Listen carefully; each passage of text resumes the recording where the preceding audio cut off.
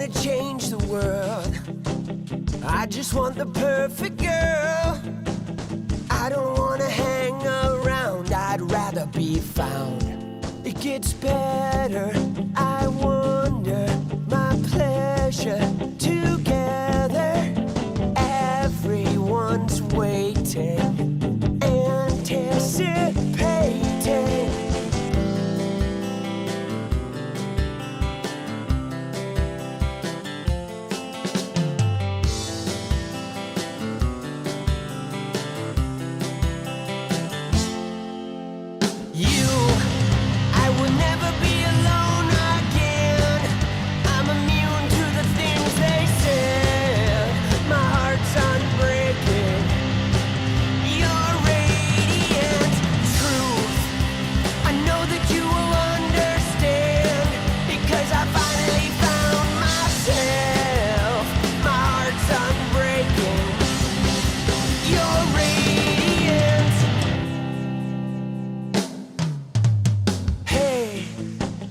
I just wanna change the world, but I'm not gonna wait my turn.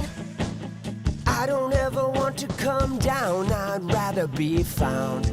It gets better, I wonder, my pleasure together. Everyone's waiting, anticipating.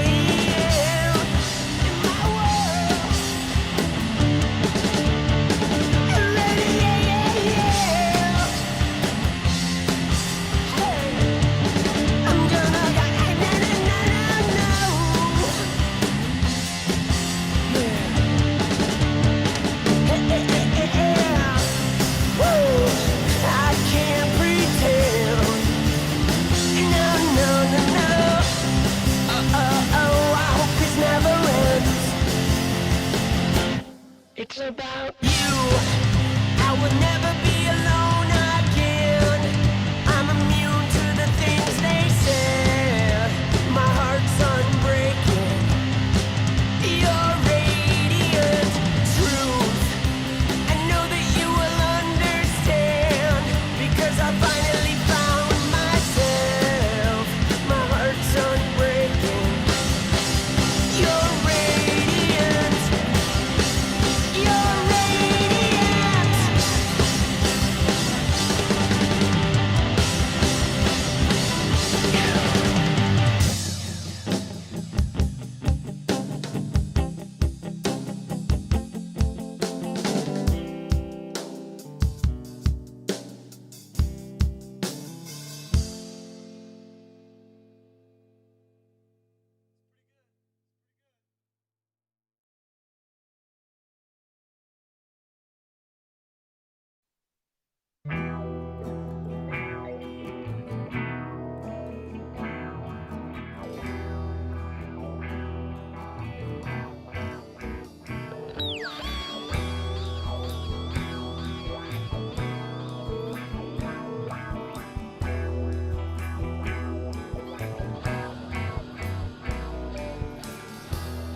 Why listen to what I need?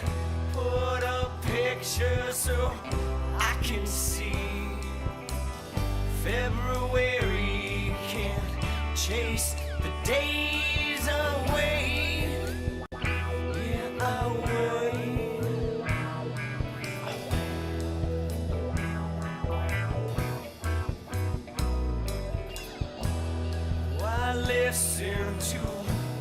they say.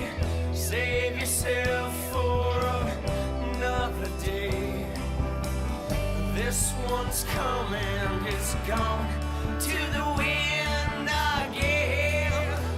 Yeah, again. Again.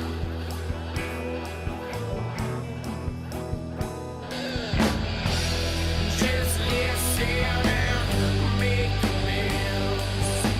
You've been down for as long as you've ever been. This weighs up, but you're down again.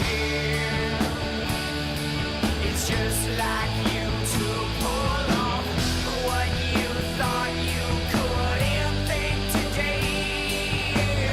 The lost stranger, the wonder familiar face. Broken hearts made of pieces that shake.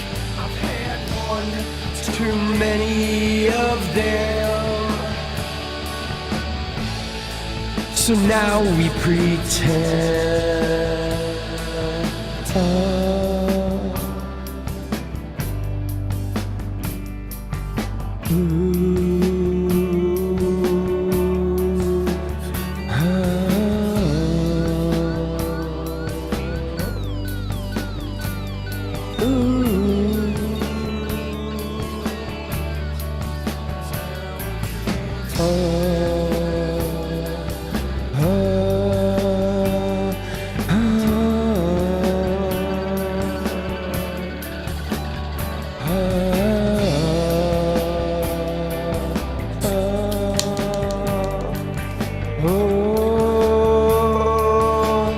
Just like snow castles, oh, we drift to the edge. Just like snow castles, we drift to the edge. Just like snow castles, oh, we drift to the edge. Just like snow castles, oh, we drift to the edge.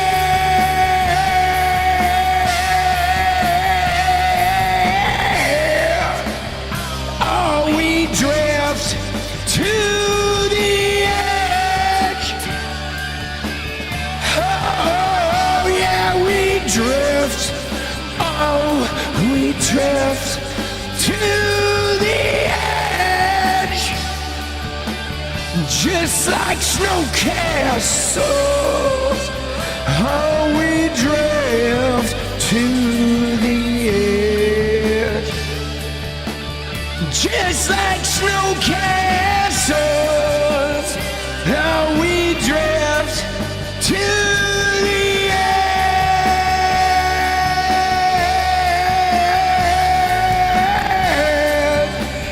Oh, we drift. What's up, people?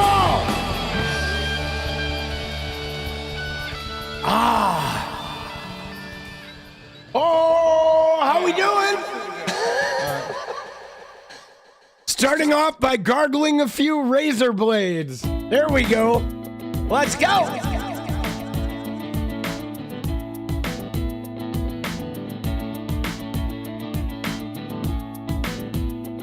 All right.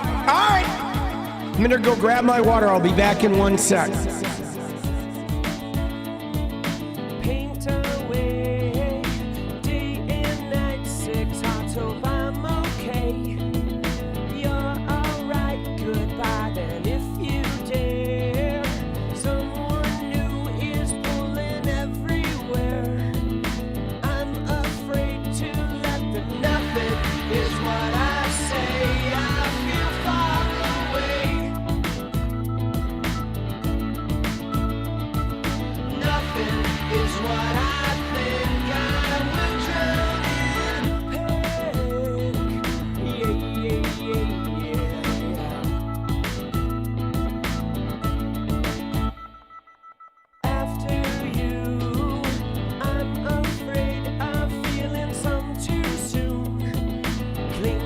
what you're giving. Nothing is what I say. I feel far away. Nothing is what I Let's go. Pink. Yeah, yeah, yeah, yeah, yeah. Here we go. Ooh, oh, oh, oh, oh. Ooh, oh, oh, oh, oh.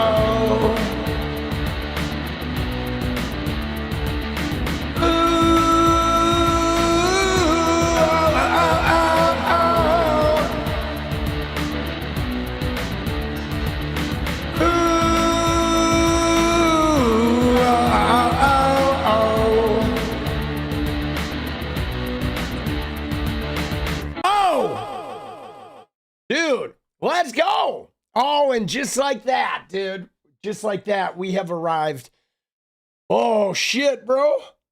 Dude, what is going on Tuesday night? Woo. Dude, Tuesday night. What a fucking, what a disaster for MAGA. Oh, Lord, Miami, and Georgia. We're gonna take a look at Georgia, too. There was a huge win in Georgia in a fucking, dude, a district. Dude, Georgia, it was a state district, but it was a district that Trump won handily, that in the last election, this guy, the guy who won tonight, the Democrat who won tonight, lost by 22 points. Last election, and the Democrat won it. Oh, Lord, dude. And I think, you ready?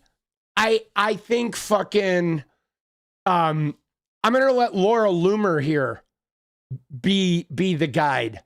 Okay. I know that sounds crazy. You're like, dude, you're going to do what? You're going to, like, Laura Loomer's doing what?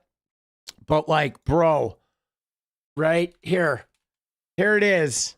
Here it is, guys. Laura Loomer is going to be our Sherpa for tonight because I feel like she actually summed it up.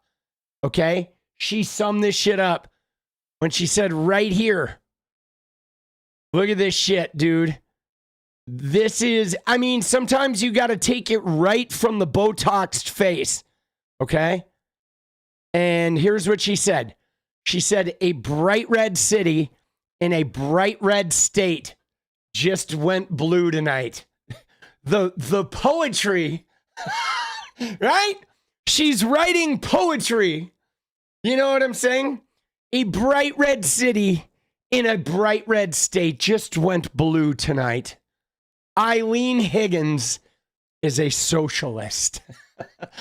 President Trump's presidential library will now be constructed under the control of a rabidly anti-Trump Democrat who supports soft on crime policies. Midterms will be a bloodbath. Oh, Lord have mercy. Dude, Lord have mercy. Laura, yes. Dude, Loomer can suck it. Yeah. Laura. Oh, yes.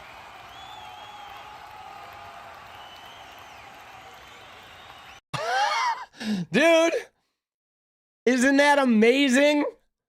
Dude, the coping is just, I read that and Grok, write me a poem. Yeah, dude. Oh my God. But guys, it was a big deal. 30 years. It has been 30 years since Miami has had a Democratic mayor. 30 years. Okay? Dude. It's a big deal, right? The first female mayor in the city's history, the first Democrat in almost 30 years elected office. There she is, dude. Eileen Higgins. And you ready? What's crazy about this is first off, not only first woman, but her opponent, okay? Her opponent, who is fucking ultimately forgettable, but Emilio Gonzalez. Look at this shit, okay? She beat an opponent. She beat a man with a Hispanic surname, okay? Right? A Hispanic man, Emilio Gonzalez. Dude, 60-40. She cranked this guy, okay? You know what I'm saying? Dude, I never met 𝗙𝗹𝗹𝗪 Biafra. But, dude, Emilio Gonzalez, and what's more, he was a big Trump guy, okay? Big Trump guy, okay? Trump was, like, huge on him. Look at this. There it is. Miami's mayor race is Tuesday. It is a big and important race. Vote for Republican Gonzalez. He is fantastic. You can also vote today. Make America great again. Oh, rub my prostate. Empty my catheter. Dude. Woo. Yeah, this was a big one, guys. I'm not going to lie. This was a big one. I mean, I feel like this is Jay Jones level, dude. Right? It is. It is Jay Jones level, right? It's the same thing, dude. You're right. It's the same thing, boss. All right. And again, you know what this is like, is just sort of reminding me, because if we look, you ready? Let's just go to I want to go and I want to show you the difference. Okay. Because look at this. Look at how he was stumping for Matt Van Epps. You got to get out. You got to vote. Okay. And right. And he was, you know what I'm saying? He was fucking, doing a lot of talk about Matt Van Epps, like multiple posts about Matt Van Epps. And now, the reason why I illustrate that is you don't see any posts here about the city of Miami on Twitter. He did one post on Miami, which was on Truth Social. Yeah, you got to get out there. This is a big race. They lost Miami.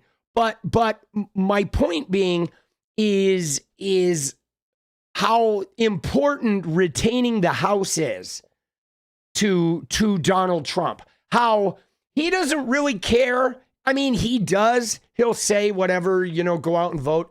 But if he doesn't have a personal stake in it, he doesn't really give a shit who's governing what, where. He doesn't care. He only cares about the power of the House not being investigated, having, Kristi Noem and Tom Homan and all his goons get investigated. So when there's a House seat at stake, he is like all over this shit, right? When it's like, this huge sign that midterms are going to be a bloodbath, he's like, whatever, go vote. But the writing is pretty much on the wall. The writing is on the wall, how chaotic it may be. Now, all they're going to focus on is this redistricting, okay? That's going to be their big focus, is the redistricting, guys, okay? We know it. We know they're going to go Indiana. They're going to go Missouri. Florida's going to get in on this. They're going to carve up and remove all the Democrat seats from some of these states. I realize the Democrats will probably have to do the same thing. I think Virginia is going to do the same thing.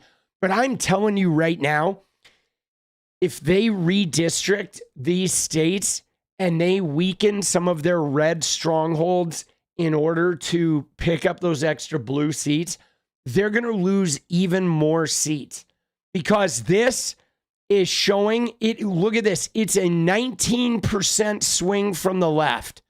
19% swing. Okay. From 19%. All right. And Look at this, though. Precincts that are Latino, okay? 15% shift in the Latino districts from 2024, which tells you, I mean, I'll be honest, I don't understand why these Latino people voted for Trump in the first place. And I'm of a good mind to say that, goddamn, they need their heads examined. But it doesn't look like they're prepared to make that mistake again after watching Trump's goons smash minivan windows, point guns at people, arrest citizens, set off tear gas in their neighborhoods, right? And yeah, there are still some sickened with him, which I guess religion is a hell of a drug, right? Right? Religion is a hell of a drug, guys. It cooks the brain, boss. You crack a couple eggs in there and pour gasoline on it in your little frying pan, and that's your brain on religion, right? Dude, it's crazy. But this shit is nuts, dude, okay? But here's what we got. You ready? Look at what we got. In Miami and in Florida State House, okay? Miami mayoral, right? 19% swing to the left from 2024. Okay. In the Florida State House District 90, this was a Harris plus 10. Okay. 29% victory, a 19% swing to the left in a state house district. Okay. A Florida State Senate district, right? This was a Trump plus 40 district, and their guy won by 19. So it was a 20-point swing, basically, in every single district, right? 20-point swing, which means, guys, it means that every single district in America is going to be in play, okay? Like the Democratic Party right now is preparing to run somebody in like a Dem plus 30 district.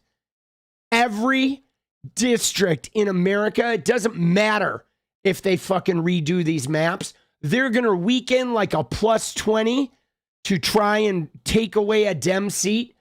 If that thing's plus 15, it's fucking winnable, okay? It is winnable.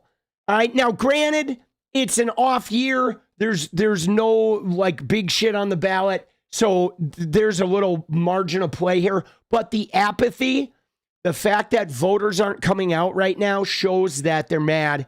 And I don't think anything miraculously, I don't think anything miraculous is going to happen in the next fucking, in the next 12 months to magically turn people around.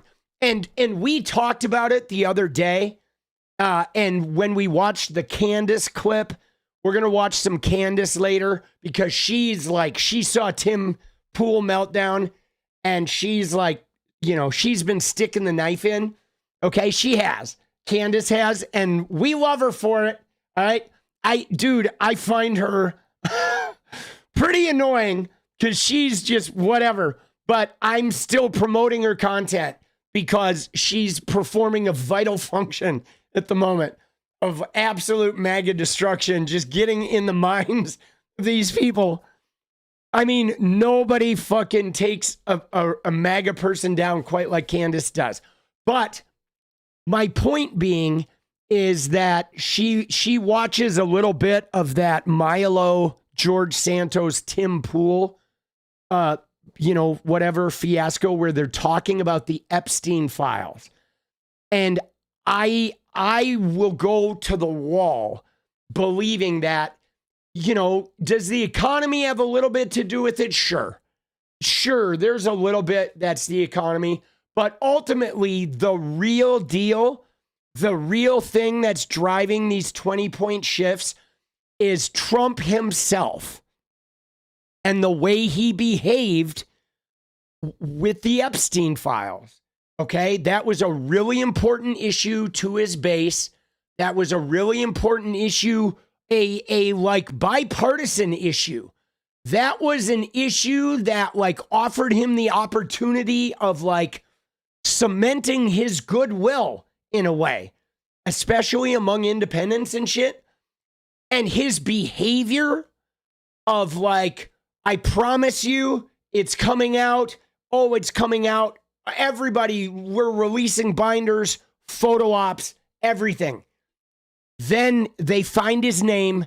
Then they backtrack. They flip it. They hide it. And then he's like, Dems made it up. What do you mean, Epstein? You still talking about Epstein? What's wrong with you? If you're still talking about Epstein, like, we don't even want you in MAGA anymore. Dude, homie fumbled. Dude, he fumbled the bag, okay? And that is an unrecoverable, like the ball is in the hands of the other team and he ain't ever getting it back.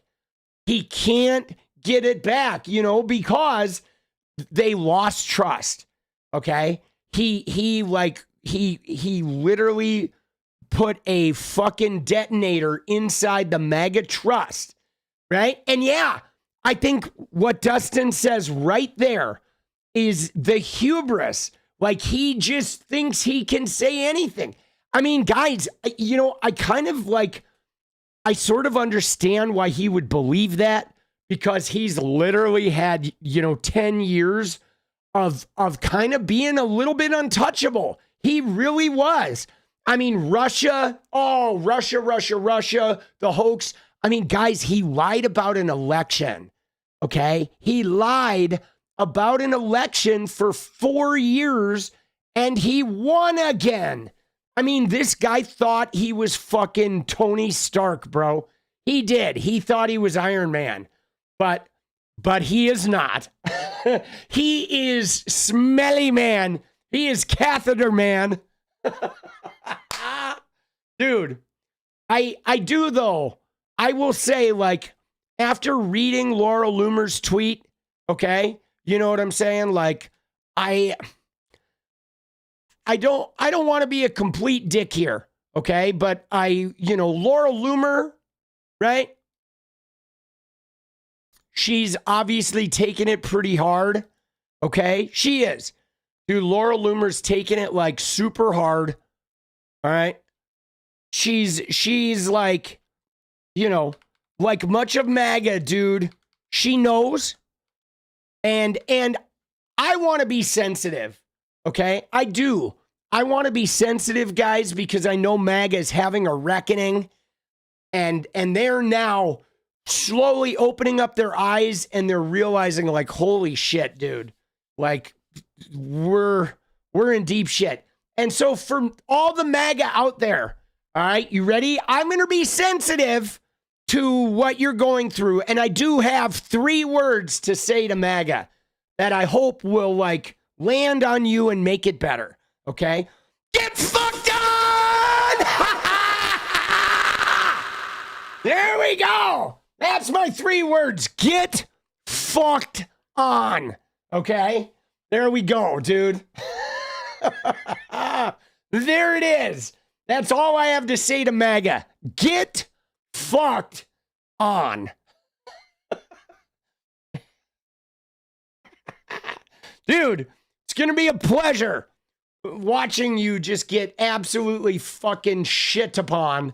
All right? Dude, let's go. Yes. Yes. Yes. Yes. Right? Fucking get fucking shit on, bro. Seriously.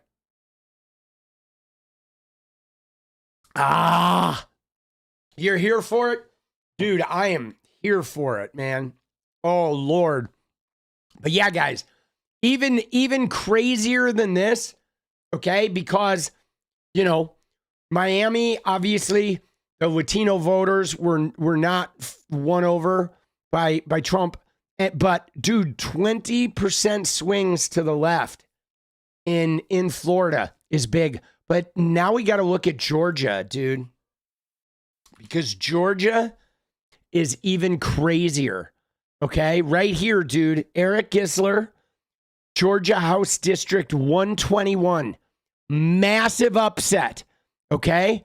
Massive upset. He defeated Mark Guest in the state house. 61-39 was what he lost last time. Okay, so he ran in for 2024, right? He ran 2 years ago, right? Or what was it? 1 year, was it a special off-year election? Dude, he ran last time, right? It is a red district. It was Trump plus 12. And the last time 𝗙𝗪 ran, right? He lost by 22 points. Okay? Dude, isn't that crazy? Right? He lost by 22 points. Oh, I see. It was Trump plus 12 in 2024. Okay? And it was a special election. All right? But, dude, Trump won by 12 points. The last time he ran, he lost by 22. And he ran again, and he won. So that's another 20-point swing. Okay? Look at this. This is today's election results. Miami mayor was a 17.6 shift. Harris did win Miami by 1. Okay? The Dems won it by 18 and flipped it. Okay? In Florida Senate District, Trump won by 40. The Republicans won by 18, right? And this time, the fucking Dems gained 21, okay? Even though they still won it, the Republicans did. In the House District, Harris won by 10. The Democrats won by 27. In Georgia, Trump won by 12. The Democrats won by 1.7. And we're still waiting on the Iowa race. Dude, isn't that crazy? 𝗙𝗪𝗧 is going to a full vote. Oh, shit, dude. Thank you, free expression. Yeah, dude. Dude, yeah, that shit is gnarly.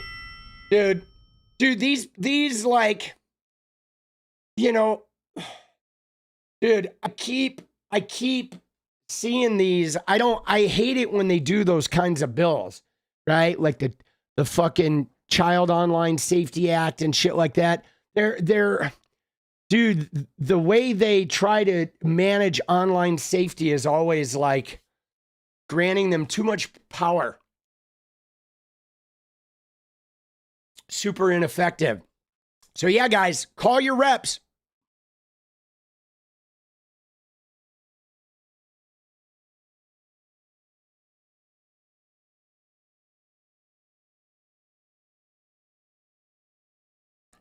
All right.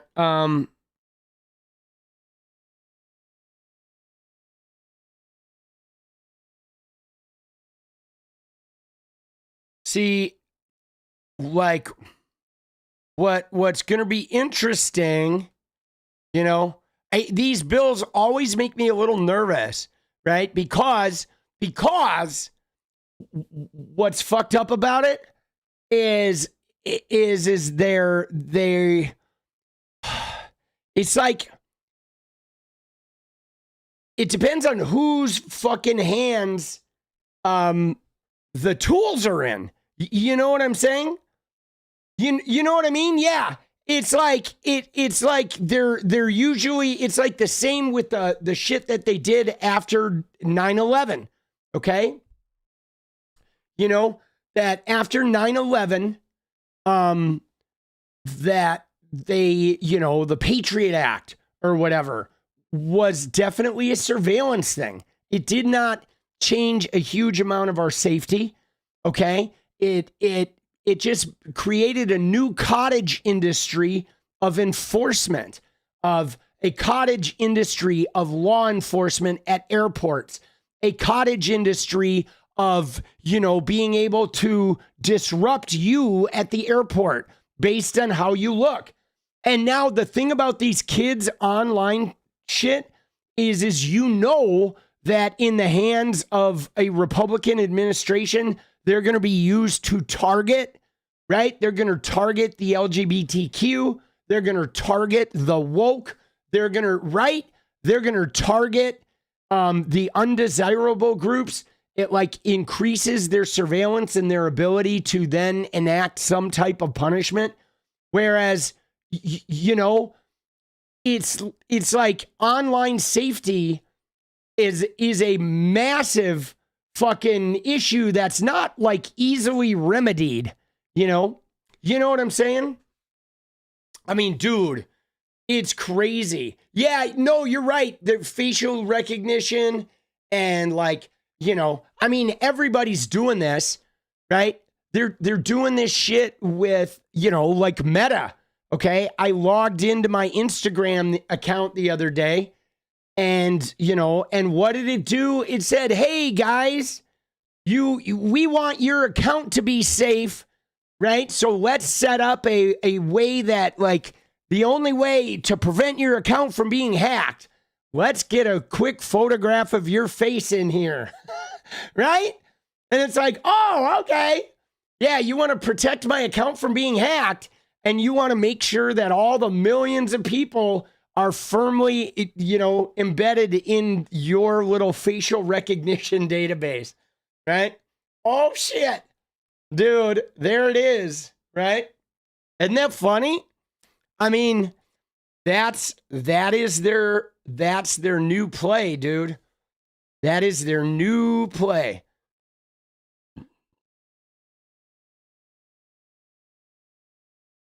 Dude, I don't remember that, Proud Liberal.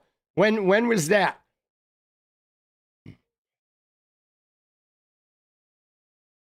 I mean, obviously, we have some issues that we need to figure out how to address.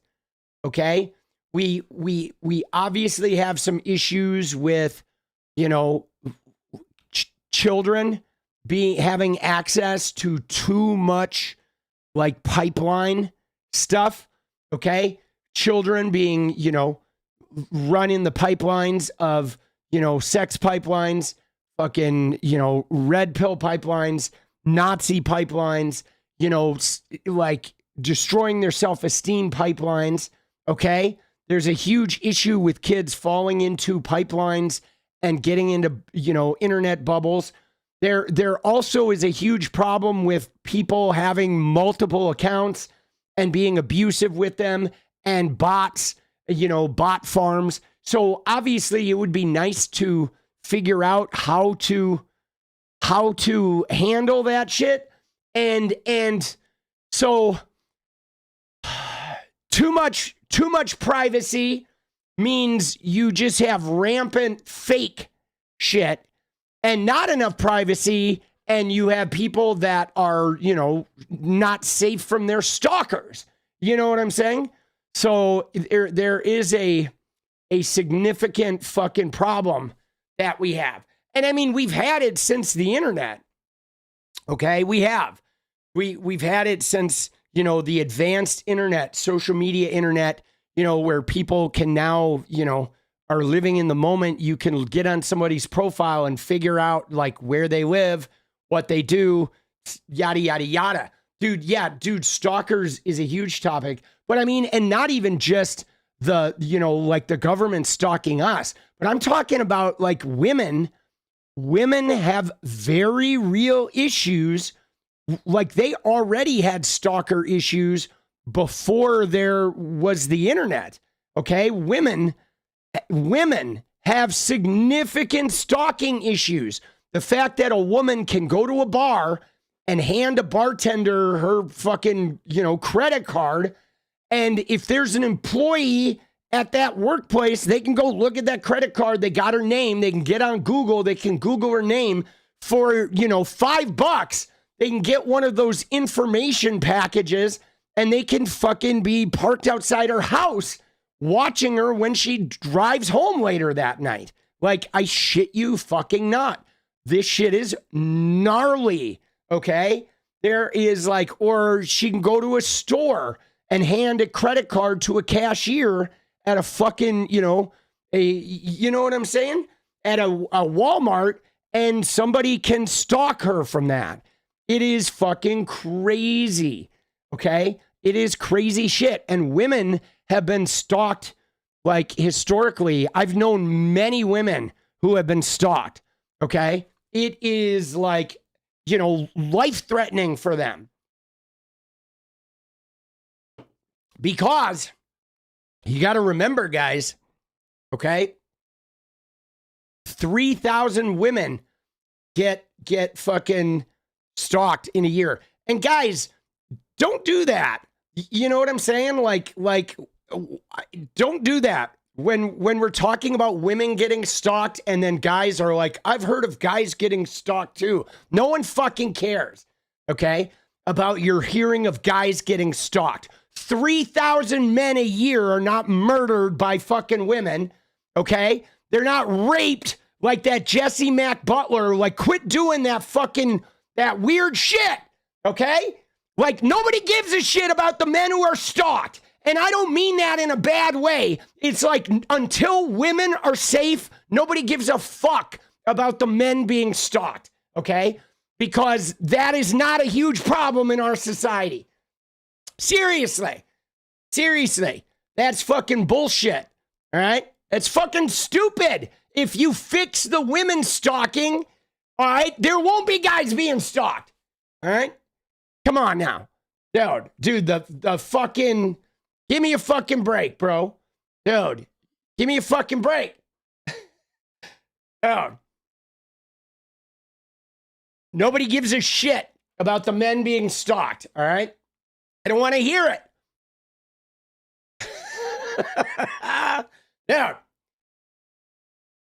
Dude, let's go. They always do that. The minute you talk about women being raped, they're like, oh, well, guys get raped too. Dude, I got sexually abused as a kid, but trust me, it ain't the same, bro. You know what I'm saying? It's like, dude, the rate with which women get murdered is crazy. It's crazy. All right? Dude, it is. Let's go. Oh! Let's go, baby. I mean, and again, dude, I don't think it's demeaning fucking men's problems. You know what I'm saying? It's that shit, though, like when you talk about black people being gunned down by the cops and then you chime in and say, well, white people get shot by the cops too. It's like, we know they do, but it's different, okay? We know they do, but it's different, okay? Men, you ready? Men do not. There are no men that wake up and like walk out of their house at 2 a.m. and they worry they're not going to make it to their car, okay?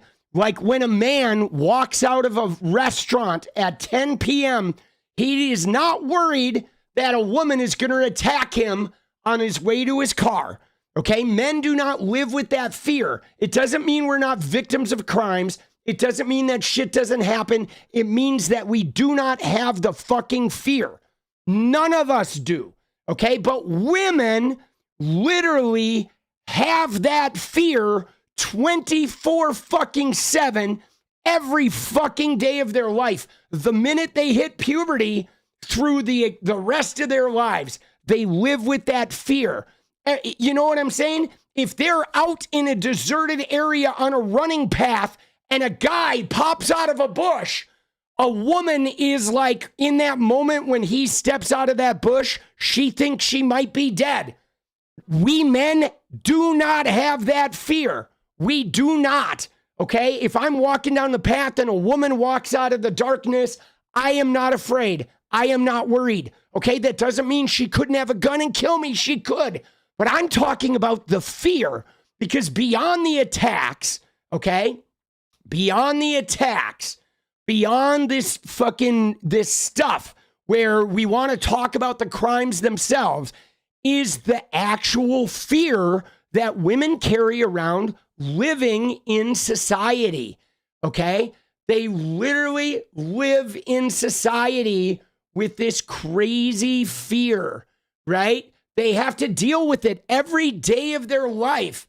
You know what I'm saying? Dude, I don't know what your deal is, but you're just being annoying right now. So you're going to go away, all right? We're done. I'm done listening to you, right? I appreciate whatever you did out there in society. Thank you. But I'm not going to sit here and have you fucking beg for my attention by being contrarian the whole chat. Because the problem is the fear. It's not even about the stats. It's not even about the abuse. It's about the fear. It's about the fact that women in America live every day of their lives with a fear of these predator men, okay? It like affects their lives on a day-to-day basis, walking outside. And we as men, we don't deal with that. We don't have that, guys. We just don't, okay? You know what I'm saying? We just don't. Like, you know, there is never a time, okay, where like men, you know, if you look at all men don't fucking fear. We don't get raised like, hey, you got to be careful. If you go to the party, don't go alone. Okay? We don't get that shit. All right? We don't get that shit. You know what I mean? Dude, we don't get that shit. And we're not talking about individual cases. We're talking about a systemic situation. All right? That like men don't grow up with that fear. We don't, right? We grow up being told that it's our job to protect everybody because we're the powerful ones. But dude, women, man, that is a very regular fear. Dude, let's go. Dude, let's fucking go.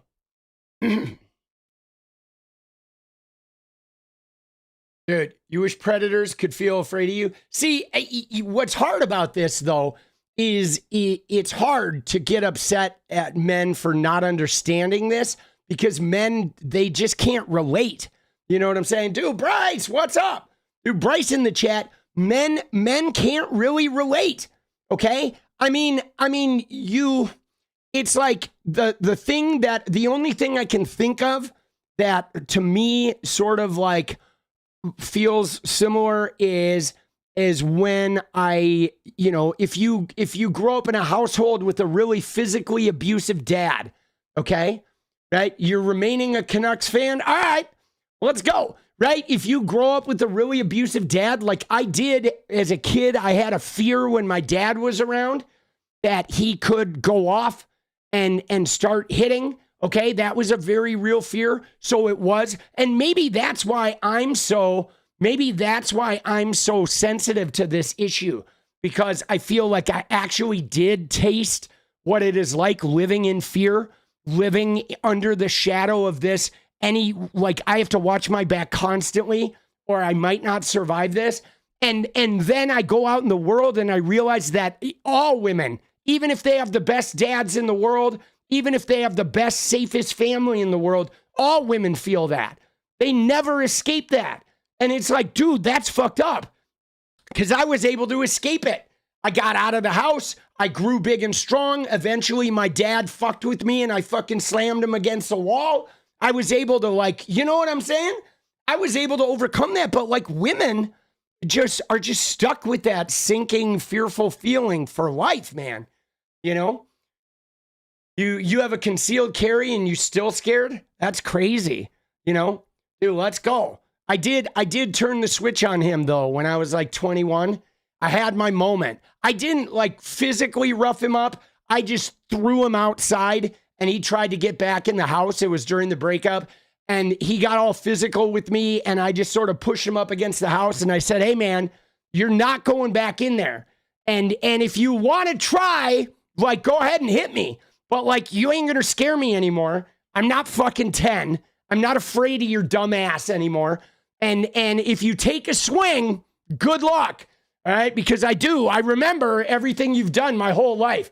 So if you do swing that arm, like it's gonna be on. All right? Don't fucking cry to me later. Right? It's like, just like, give me an excuse. You know what I mean? Dude. Was it? No, my mom's boyfriend was actually pretty decent. I was actually mean to him. It was my real dad. You know, I had my little stand-up moment. I saw Bryce's comment in there saying his dad was physically abusive. Yeah, dude. All right, let's go. Dude, Bryce is throwing the zingers. But yeah, you're blessed with amazing parents. Good. I'm glad. I hope you appreciate that too, man. Like, you know, if you get good parents, you should be lucky. If you get bad ones, like, you deserve better, you know? We all do. Oh, shit. Let's go. Let's go. Dude, join the club. Meet online. Let's go. Oh, shit, dude. She got creeped by some guy on the internet. Dude. Now, again, guys, I don't want to diminish. Men getting abused, right? I just think it's not the pressing issue, okay? When you have like an entire population that is getting abused, right? And you know what I'm saying? Like regularly with rapes in chat rooms, they're murdered by the thousands every year. It's like you really have to address that big systemic issue. And then if you leave the guys out for a little while, trust me that if you address the big issue with the women, the other issue is a satellite issue of that issue. Okay? It's like much easier address because, you ready for this? At the end of the day, most of the predators are men. So the issue isn't even women getting attacked or men getting attacked. The issue is primarily men are predators and we allow it. And if you shore up the men being predators, then everybody is safer. Everybody, men and women alike, are safer. I kid you not.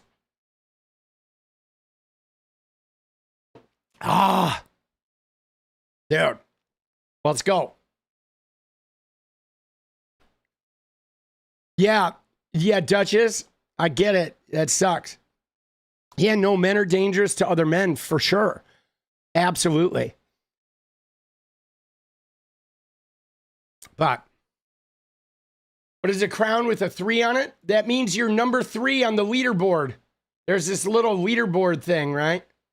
And you see, that lists everybody, and that's what that means. It shows like the people who are like the most messages or some shit, right?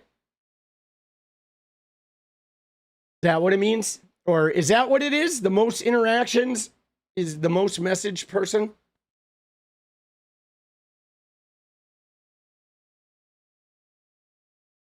Oh, therapy doesn't help? Yeah, dude, therapy helps.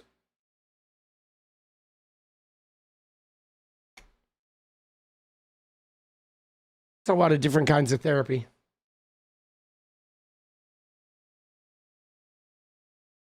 Dude.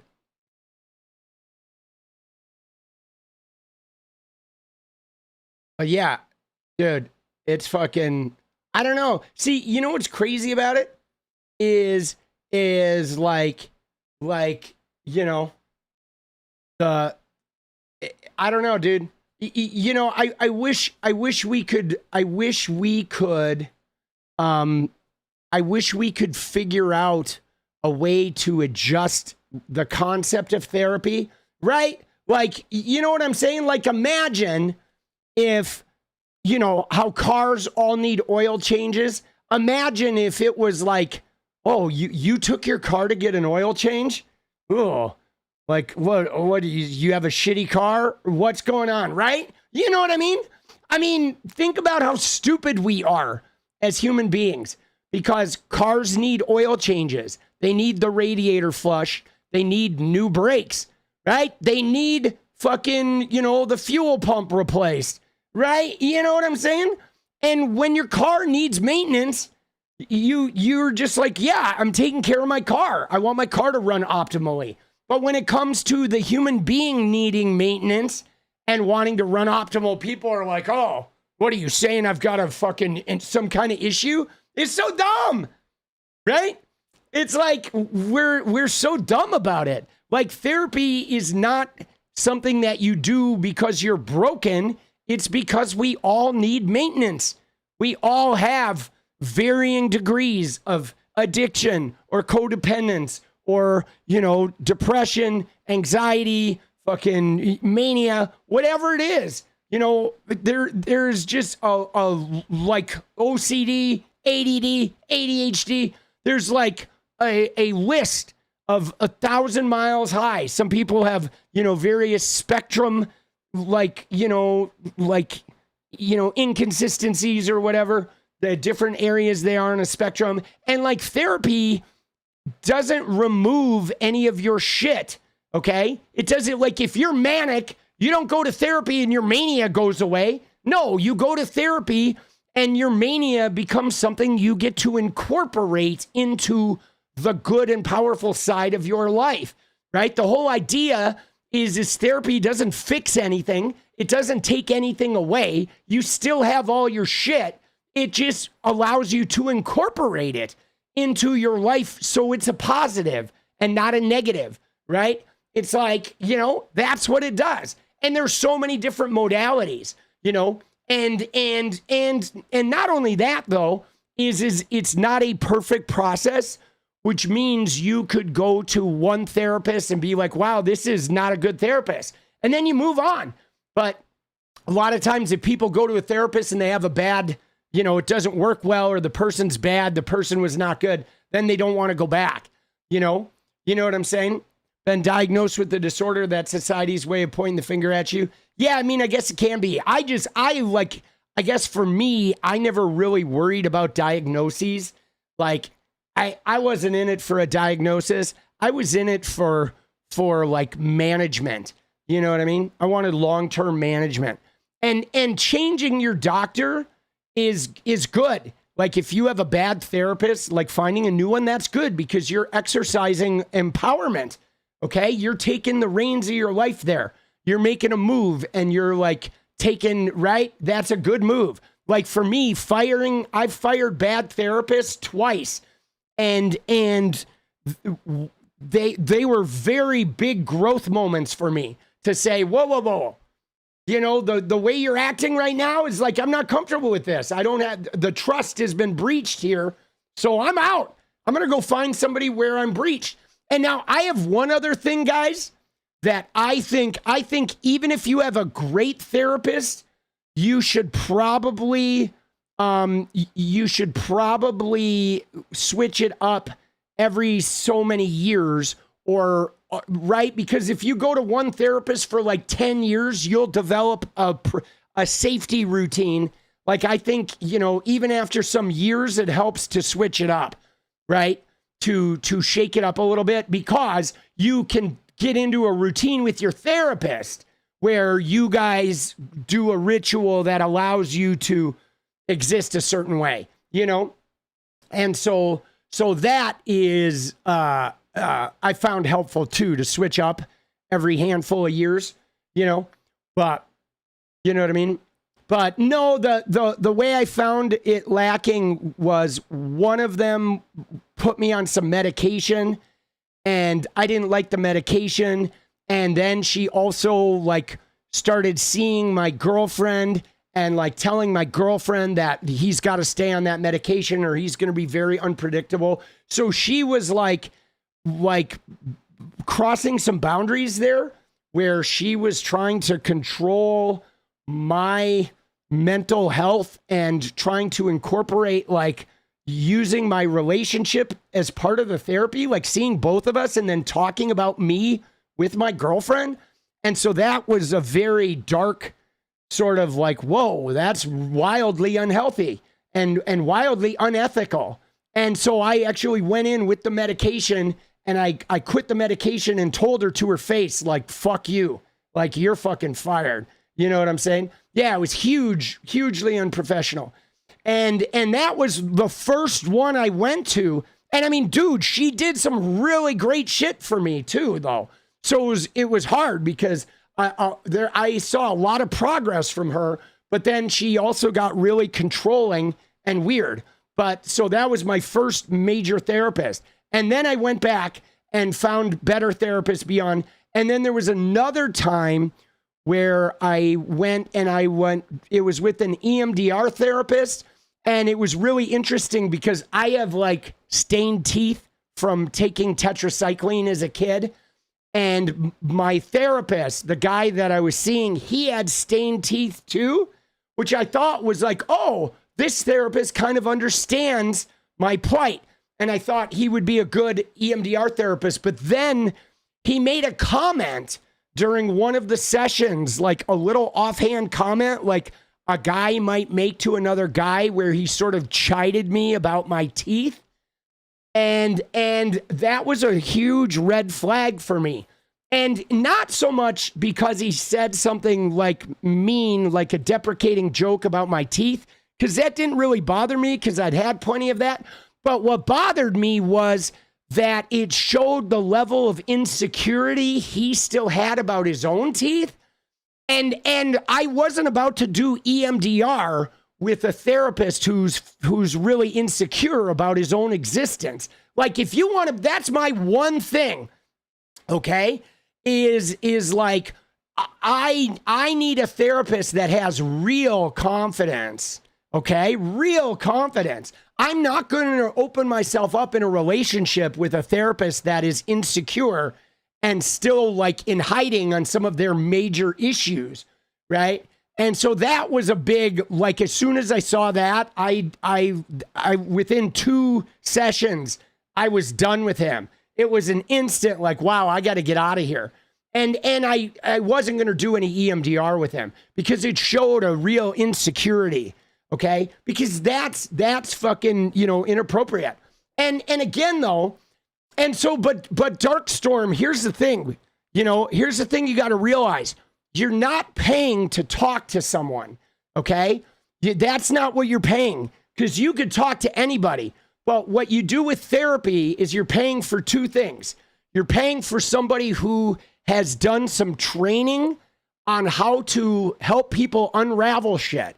So you're not just talking to the mailman. You're talking to somebody who presumably has a little training. So you have an access to their training, okay? Right? That's one.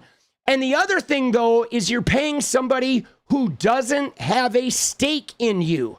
And that's the big thing. Because if you go talk to a friend or a family or even somebody at an establishment you hang out regularly, those people all have a stake in you.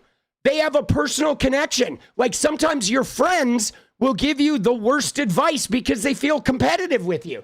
Or they will give you advice that kind of keeps you from flourishing because they're dealing with their own issues and you flourishing would be too painful for them. So the point of a therapist is the therapist is somebody that doesn't have a vested interest in your life. So you're getting shit that they're not giving it to you because they're getting something out of it. The information or the insight they give you. And that's a very powerful thing. Having that distance is big. It's like a true freedom. Now you can get that from 12 steps too, right? The problem is in a 12 step, you may get that advice from somebody, but it may be a wildly unhealthy person with a very active, codependence or addiction thing going on, right? And so that's what it really is. It's just kind of like, it's like sex work, right? Right? It's like sex work. And fucking, people are like, when they find out a rich person or whatever, out having sex or whatever. And they're like, why are you paying for sex? You can go get sex for free. But like, people who pay for sex aren't paying for the sex. They're paying for the lack of drama.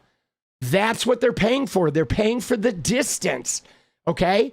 They're paying for they go, they have sex, they have their intimate moments, and then they walk out. And there's no phone call. There's nobody's phone calling. Nobody's, I'm thinking of you. There's no text message to avoid. Nobody shows up at your work. There's no, right? They're paying for the distance. Same thing. Therapy and sex work are like the same thing, right? They're paying for the distance. They're paying for that, not having to deal with the connection drama.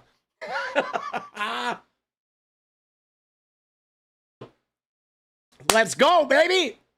Oh, but I believe though, guys, I believe we have socialized therapy to be a bad thing because capitalism wants you unhealthy. Okay.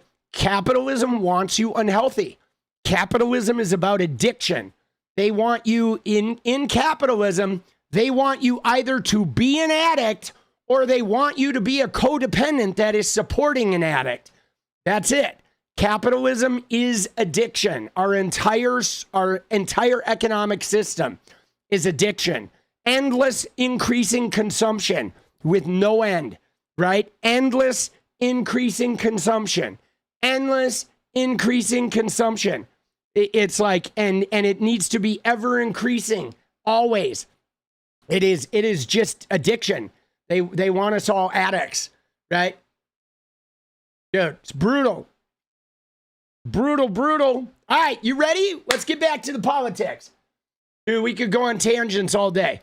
But yeah, so, dude, I fucking, big night, dude. Big night. Let's see if any of these other influencers reacted, okay? About Florida.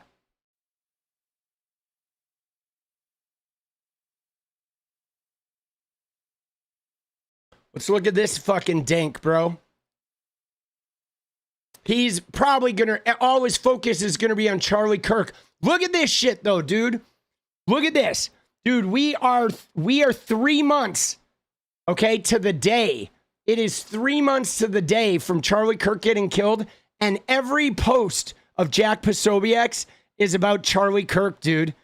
Every single one is, right? Dude, it's like fucking the whole thing is either immigration or fucking Charlie Kirk. That's it. No mention of Miami, though? Come on, Jackie. Dude, you got some Miami? You got to say something about Miami, boss.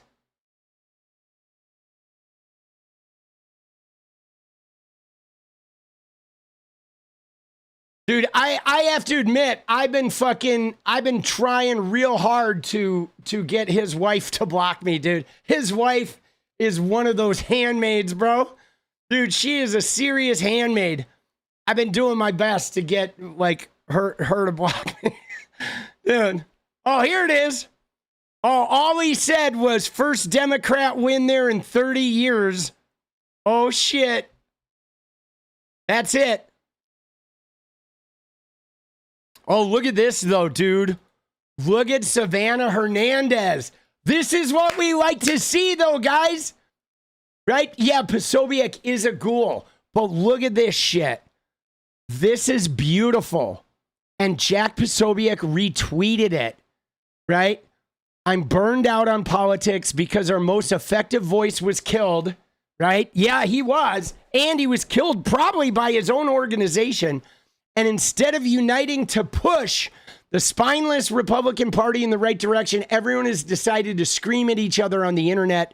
Truly pathetic stuff. We deserve to lose, right? Oh, yeah, you do, Savannah. Oh, dude, isn't that amazing? Oh, dude, they are broken. They are broken. And guess what, dude? Dude, the fucking, Trump is leaving another big void. They lost Charlie and they're losing Trump. Bingewood, most effective? Yeah. I mean, Charlie Kirk was their most effective. I mean, he was literally their #1 content creator as far as virality goes, right? Like they have Trump who's viral, but he's aging out of the political process. And he's going to be 80-something. Even if he lives through this term, he's going to be less and less effective by the day. But Charlie Kirk was massive. He was out there going, door to door with all the colleges. He was winning the hearts and minds of young people. I don't know why, right? I can't explain why, but he was very good at capitalizing on the fears and the insecurity of young men. And he was able to woo them. And his content was just all over the internet. Okay. He was a very good content creator. The young people were like, and I think he had plans on running for office, right? I think he was planning on being the reality TV star president of the future, right? Very good with the religious brainwashing. America, manifest destiny, white Christian perceived powers ended, China's up, and in 200 years, another will be chosen. Yeah, let's go, Diana, boss. And what's more, though, you ready, guys? Here's the real juice. Is whether whether like Charlie was effective or not, right? What we're seeing though is Charlie was the glue, right? I mean, you see what his absence is doing here. Like, I don't think anybody realized that the entire right-wing influencer network was sort of built on Charlie's shoulders, right? The same way that the MAGA party, right? The MAGA party is built on Trump's shoulders. Like, all these people, like Charlie was like the thought leader, because most of these people, if you look at 𝗙ecie and Loomer and Savannah Hernandez and Nick Sortor and all these right-wing influencers, like none of them have a philosophy. They're all just followers, okay? They get told post this, or they see other people posting it and they just post it. And the thing about Charlie though is he led. He always was like, took them in a direction. And whether it was a good direction or a right direction or a wrong direction, doesn't matter. But he was definitely the guy with the he was the guy with the staff. And they were all waiting around for direction. And now they don't have anything, dude. Dude, they pulled like the Charlie pin out and the whole fucking house of cards. Dude, he was like that card on the bottom that was holding the whole thing together. Dude, now they're all fucking attacking each other. Oh, this is beautiful. Right here, dude. Oh, this is beautiful. This is how we win, guys. I'm telling you. This right here is how we win. Right here. This is how we win. Dude, Savannah. Thank you, Savannah. All right. So 𝗙ecie, he's out there. Who else are we going to look at? Let's see. I want to go through these guys and look at some of these idiots, dude. These huge assholes. Right? Dude, even look at Trump's rally, dude. They were pimping the big Trump rally. But look at this, dude. This fucking rally is tiny, bro. Look at his rally, dude. It's like a couple hundred people.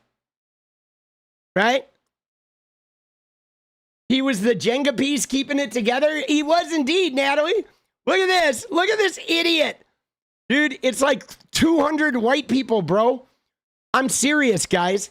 I played for bigger crowds than this in Eau Claire, Wisconsin 20 fucking years ago. And I wasn't even president. I was just a fucking scrawny, Red Bull addicted, like troubadour touring the country. Dude, this is fucking... Dude, we got to comment on this, dude.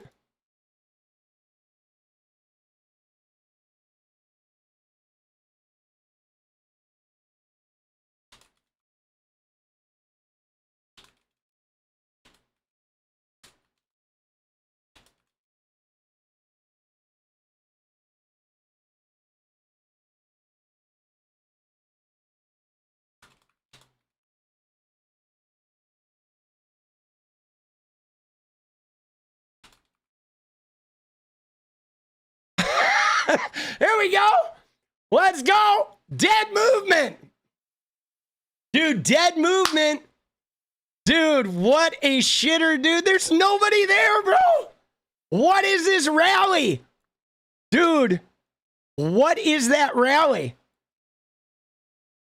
Dude, is that the people behind him? Right? Is that just the people behind him? Are there some people on the other side? I hope, right?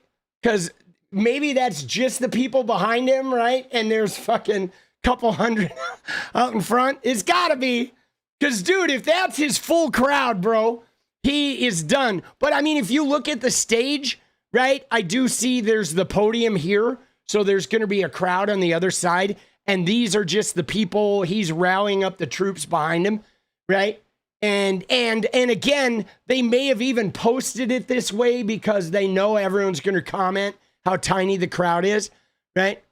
You know, but dude, they're fucking like their crowd, you know, small. Dude, it's just like Trump's 𝗶𝗶, dude.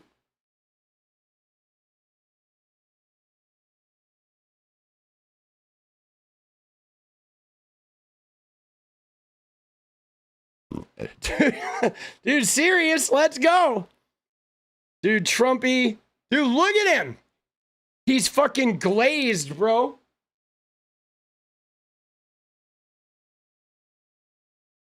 Look at him. Dude, he is a fucking turnip. Watch his speech. Dude, I'm not really watching his speech. We'll look at a couple clips. We'll find some clips. But I just can't watch his speeches anymore. I can't.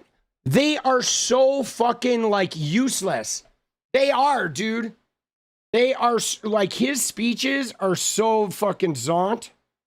Hold on one sec.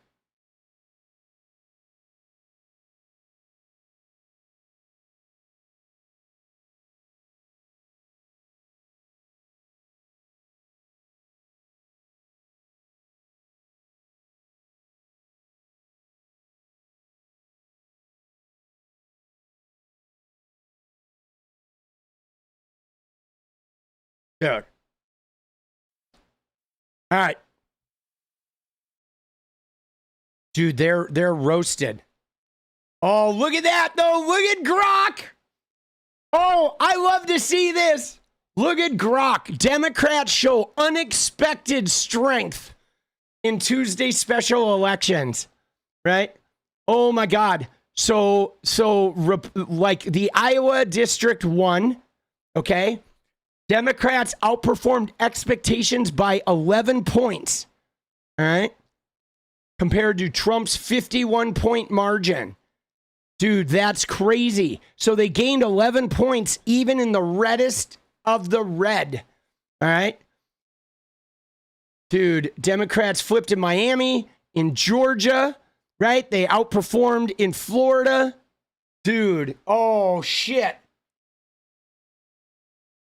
Perform big, boss. Big. So, dude, Trump 51 district was now a Trump 40. We love it.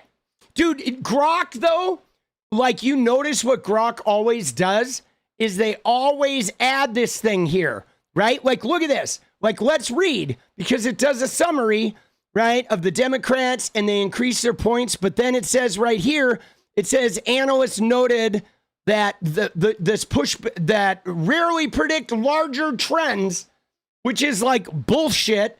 Okay, this is always a fucking trend. This is how you know the tsunami's coming. Like if he were writing about Republican wins, Grok wouldn't say that. Okay, Grok wouldn't say that. And they didn't lose that district. Like, they didn't lose the Iowa district. They just lost ground. Okay, it went from a 51-point win to a 40-point win. There's no way they were going to lose that district. But Grok will always say, it will say something that quantifies that the Democrats aren't doing that good, or if you said something that was a leftist point, it's probably not true, right? But then if it's a Republican point, it won't add that little qualifier, right? It will always add a little negative qualifier to everything, right? You know what I'm saying? It's fucking crazy, right? It is nuts, dude. Elon figured out how to fuck that shit up. Dare Grok.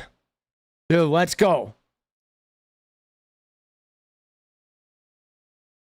Yeah, dude, that's wild. That is like one of the Trumpiest districts. Dude, one of the Trumpiest districts out there.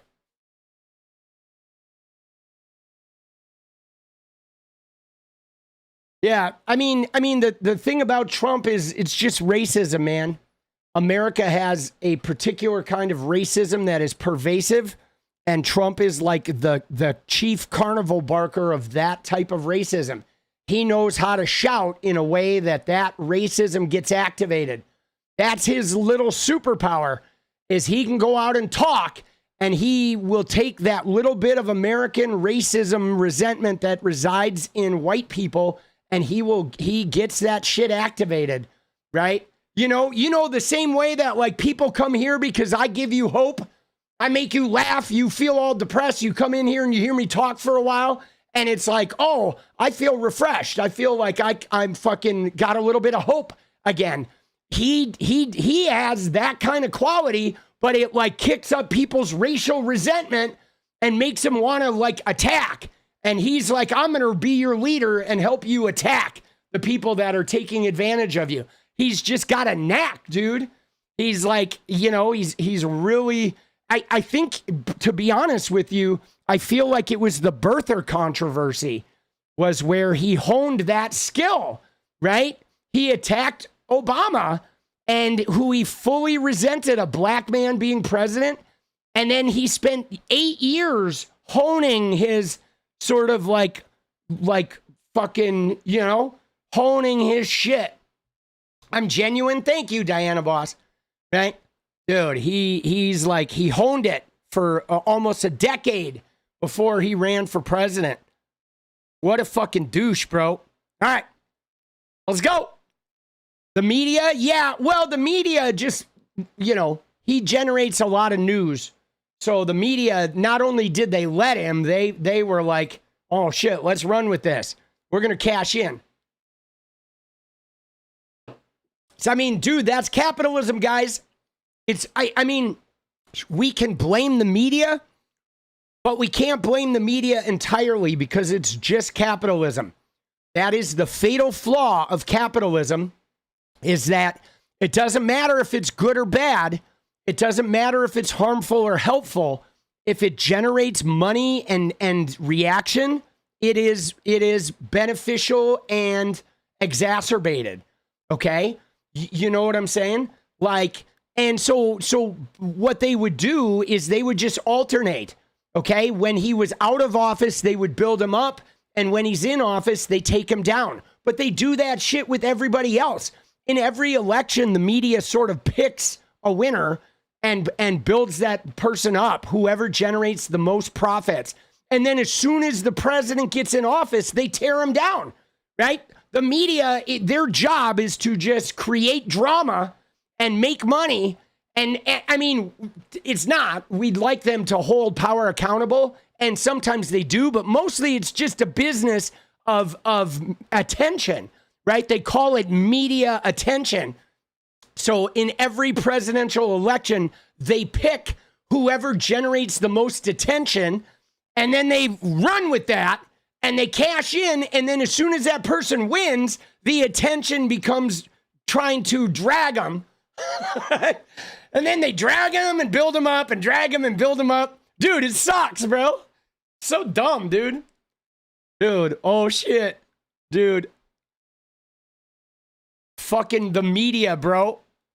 It's like, I mean, I guess I'm part of the media now too, dude. Oh, fuck. You know, sucks. It's a mirror. It is. I mean, it is. I did. Yeah, Natalie. Yeah, I made a video about that. Like, I think it was either today or yesterday. There's a video up about that. That was fucking hilarious. All right. All right. Dude. Oh, shit. Dude, what is this?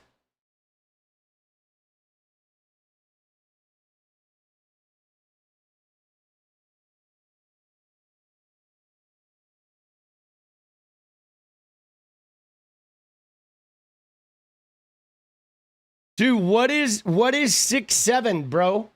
Like, dude, I don't even get what 6'7" is. Right? I mean, dude, the kids, dude, what are we doing, bro? Like, Jesus.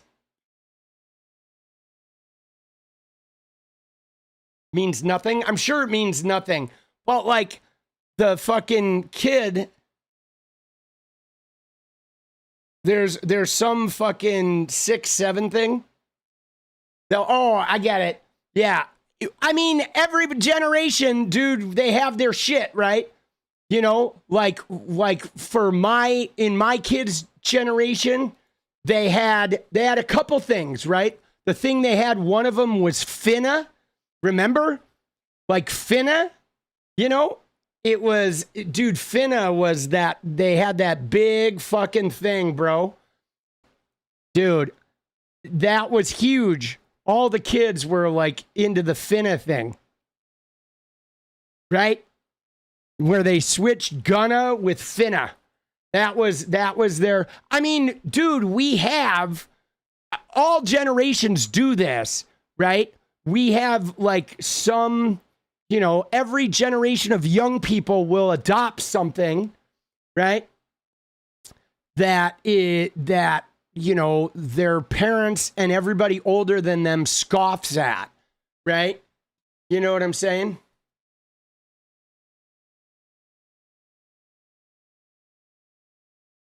Right? So, oh, is that what it is? Oh, I get it. So 6-7 is actually, it's homium, right? So it's ho. Is it something about denigrating women? Is that what it is?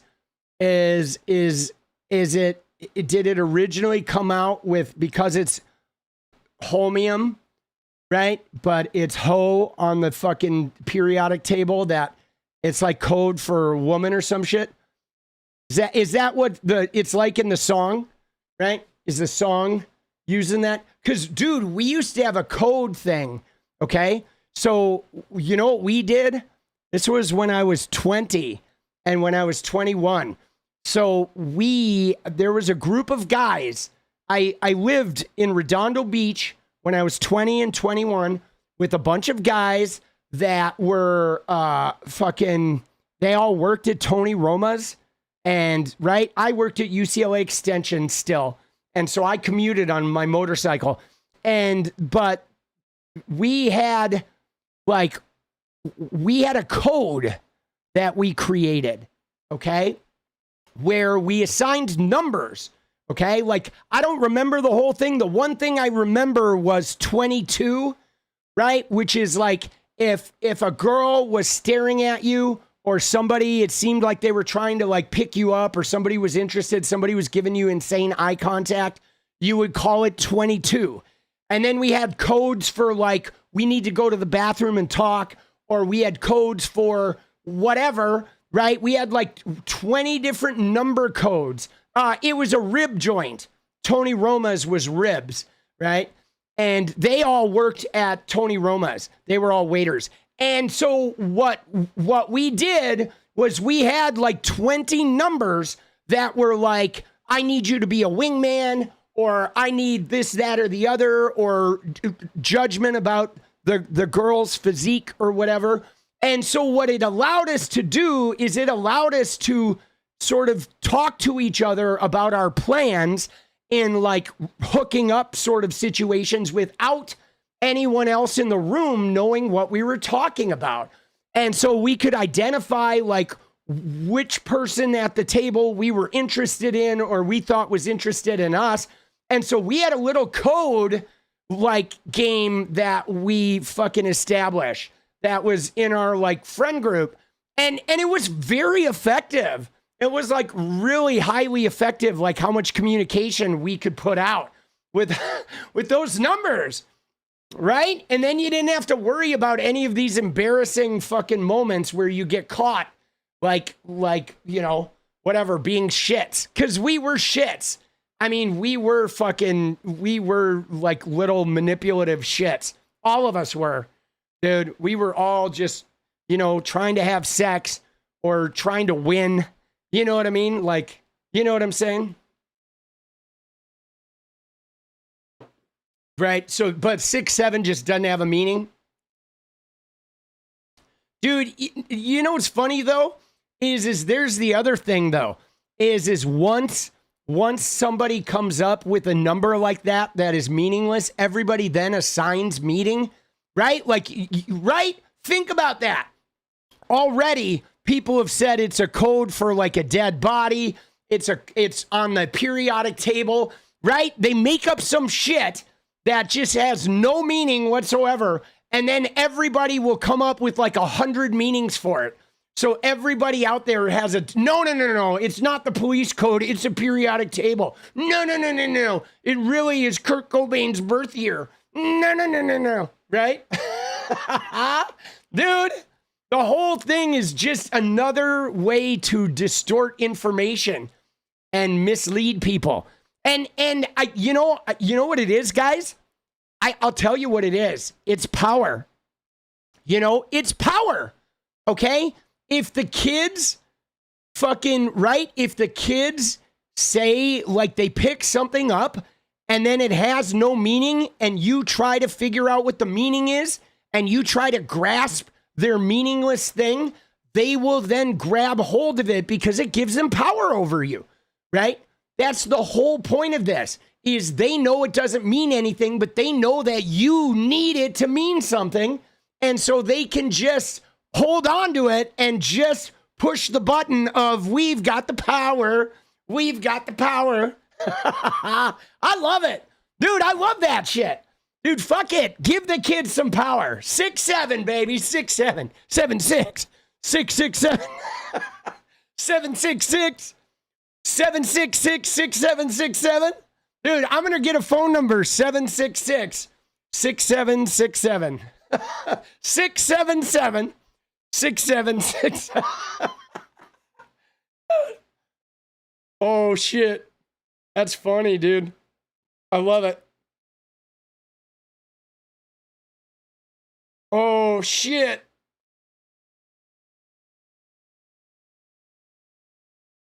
Dude, let's go. So, but you know what's funny, guys? I guess it's just emblematic, right? It's emblematic of the times that we live in and how see, you know what's funny? I think it's more than a stupid kids meme. You know why, guys? It is 𝗙𝗪𝗏. It is the, like, you know, that motherfucker is not real. It is like the Kent State gun girl.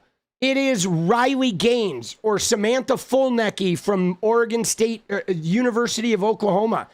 It is the fact that something can go viral that has zero meaning and everybody will attach to it because it doesn't have to have substance or meaning or fucking any fucking, you know, it adds nothing to humanity. It simply is just purely virality, right?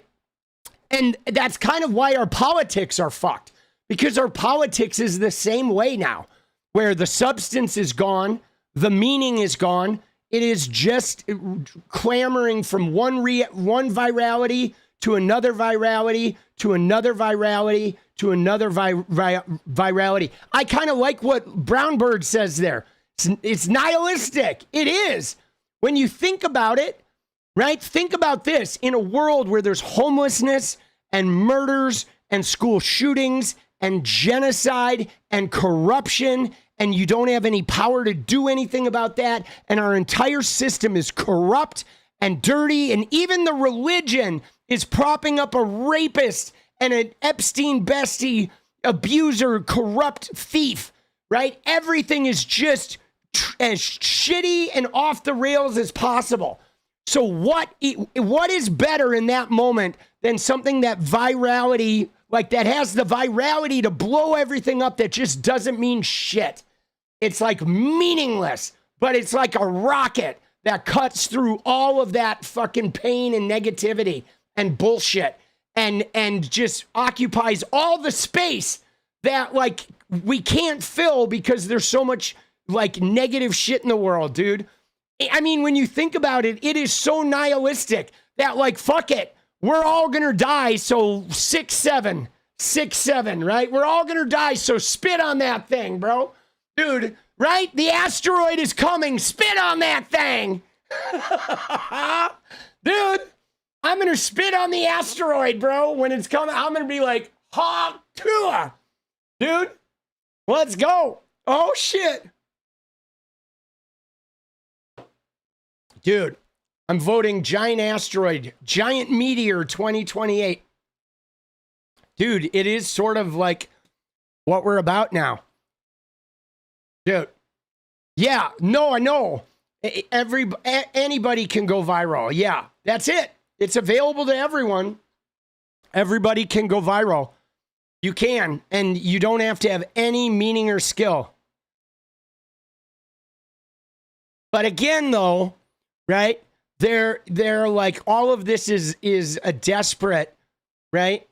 You know what I'm saying? All of this is a desperate plea for J.D. Vance to try and be like, he's trying to be relatable. You know what I'm saying? He's trying to be relatable is what he is, right? The Bible readings, 6, 7. Dude, he's trying so hard to be relatable, right? Dude. Oh, look at this. My daughter and I researched it. It has demonic roots. Of course it does. I will try to find you the info we found, right? Yeah, she found such pertinent info about its demonic roots that now she has to try to find you that info again, right? You know, that's how serious it was, right? Oh, shit. Dude. But again, he's looking for fucking, he knows he's going to get 1 million replies, right? Dude, she'll find it. Dude. Oh, shit. Dude, people are such fucking hosers, bro. All right, what are we doing? What do we got? Let me look and see what we got on tap here. Let me see. All right, let's look at Trump. Then we got to look at Candace. And we're going to look at some of the evangelicals, too. We'll look at some clips of Trump from his fucking thing.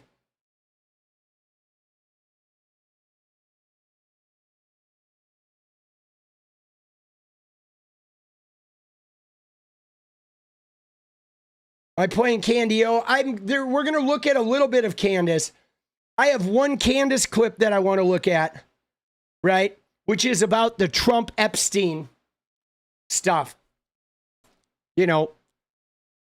Because I think it's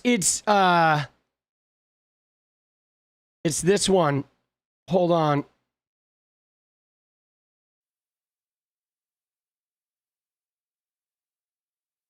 I'll show you. It is from the Tim Pool section. We're going to look at this bit. The part here where she discusses the Milo MAGA, because Candace is doing something effective, guys. Okay, I gotta hand it to her. We're gonna look at Trump first, but then we'll get to Candace. But here's what I think Candace is doing well. Oh, dance party. Yeah, let's get a dance party goal going. Good call. All right. So the thing about Candace, right, is that Candace is, in addition to her being a grifter, okay, we know she's grifting. We know that she's making a whole bunch of whatever money with the Charlie Kirk thing. But I do believe that Candace genuinely, has an issue with Turning Point USA. Okay? She genuinely has an issue with TPUSA. I think I have an issue with TPUSA. There's something about them that's really fucking shady. And the way they're trying to get into middle schools and shit, child grooming, there's some shady fucking shit. So she is absolutely looking for some truth, okay?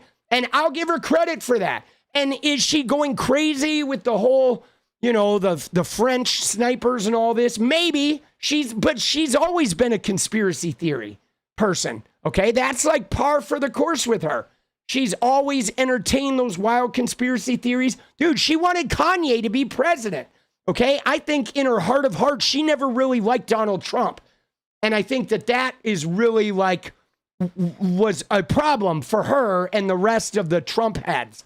Okay, I don't think she ever really liked Trump, okay? Because he's a disgusting rapist.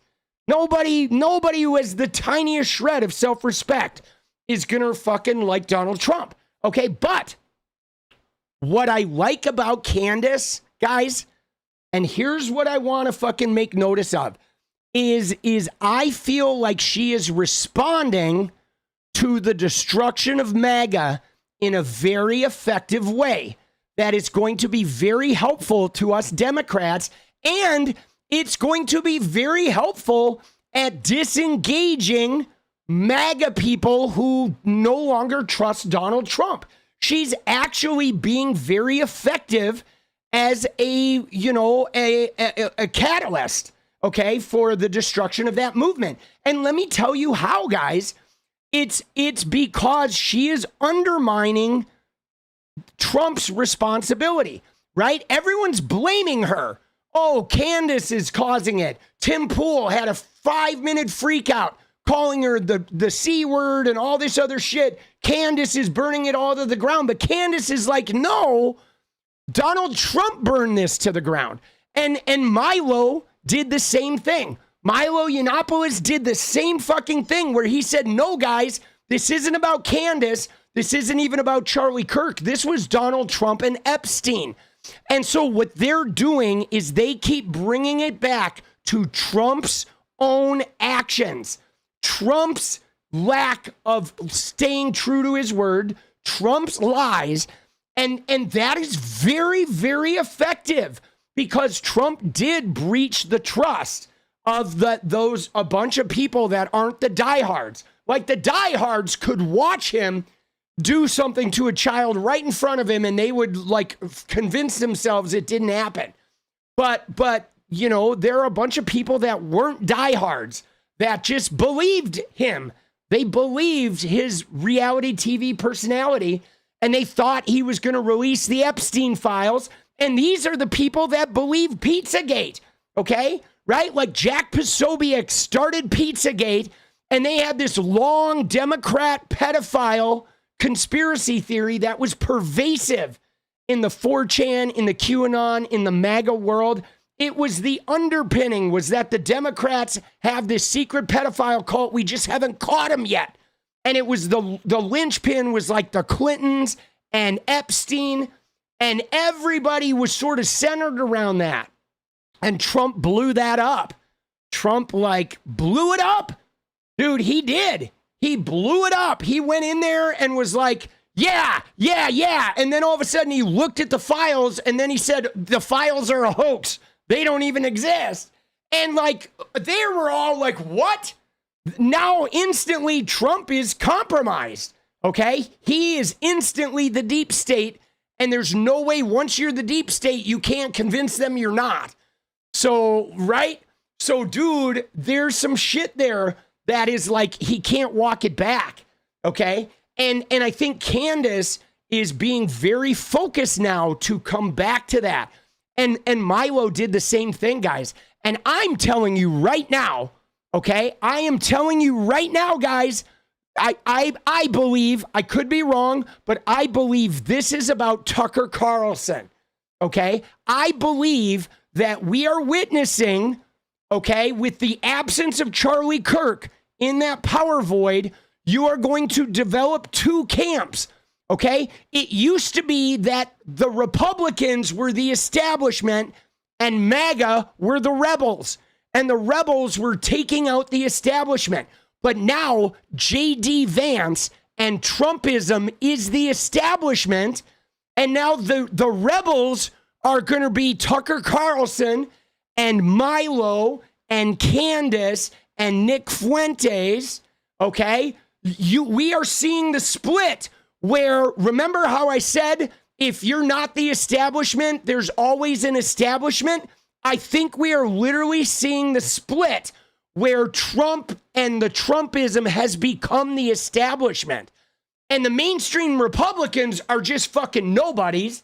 And now the new rebel set is Tucker Carlson and these wilder, further out America First drones. And so we're watching the outsiders become the establishment. And the Epstein cover-up was like the thing that did it, right? That was the thing that switched it over, dude. And just like that, bro. Yeah, dude, the GOP primary is gonna be nuts, dude. Oh, dude, right? Oh, it's gonna be crazy. You know, that's kind of what I think is happening. And everybody's gonna be like they're gonna make nice. Like what we're gonna see is I believe what we're gonna see is we're gonna see Tucker like Tucker for the next couple of years is going to continue to be an ally to Trump and JD and the mainstream MAGA shit. He's going to be an ally so he can do the Turning Point events, so he can go to AmFest and all this shit. But he's going to have a subtle undertone of rebellion through that whole messaging. And then when he runs for president, if he does, he is going to come out and he is going to detonate a neutron bomb. And all of these America Firsties are going to be the ones like helping him do it. Okay, the battle lines are being drawn. Like everybody that TPUSA fucked over, everybody that Trump abandoned, that like feels like they've been lied to, are all going to arm up and they're going to try to take the Republican Party from those guys, right? That's what I think we're witnessing in a really fucking like, I don't know. It's just, it all happened so fast, right? It was like one shooting and one fucking, move by Trump with the Epstein, and it all happened so fast. You know what I'm saying? Like, isn't it crazy? Because, MTG is trying to become a voice. Like, they're going to try to fill that Trump power void, okay? Because Trump is stepping down. Trump is on his way out. He's aging out. His brain is cooked. And J.D. Vance doesn't have it. Okay, that's the core of this. J.D. Vance does not have the star power, guys. He's a good liar, right? He is. He's a great liar. He's a skillful manipulator. He's great in an interview when he's getting caught in a lie and he somehow wriggles his way out. But he doesn't have the star power. Okay, dude, not Tucker. Dude, I hope Tucker wins the primary. That would be the easiest Democrat victory ever, bro. Right? 4 more years? 4 more years? Dude, you think Massey is their choice? I think Massey is a guy who could, if he could develop a national profile, like maybe he could win. I call JD, dude, JD is definitely a beta. Dude, are you kidding me? Like, dude, JD is a mama's boy, okay? I know he talks about, like, his Meemaw and shit, and his mom was all fucked up, but, dude, JD was a mama's boy. He was a Meemaw's boy. Dude, he was. Dude, JD is somebody who, like, fucking total mama's boy. Dude, I was not a mama's boy, all right? My mom was, like, too smothering and too fucking overwhelming, so I was a, like, mom at arm's reach boy.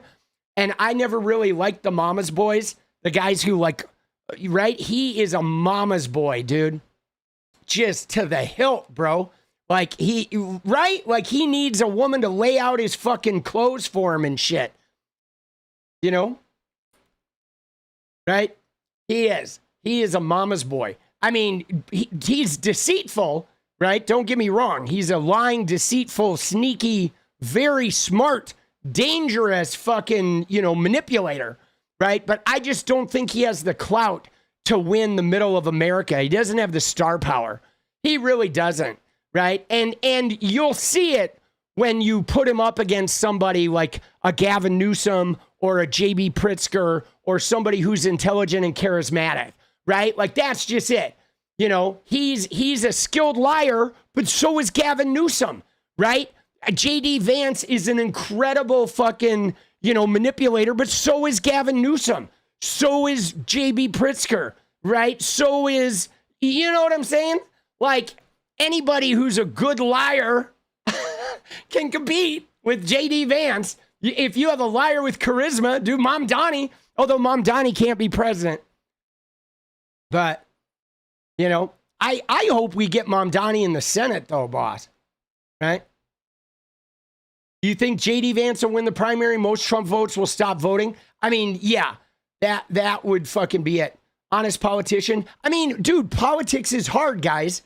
Because like I said, right? Like I said, I've talked to you about like politicking at the workplace, right? Where I go in, I get a job, I figure out who has their hands on the levers of power, and then I start making alliances so I get a little bit of the lever of power. Why? Because I want to be able to get away with shit.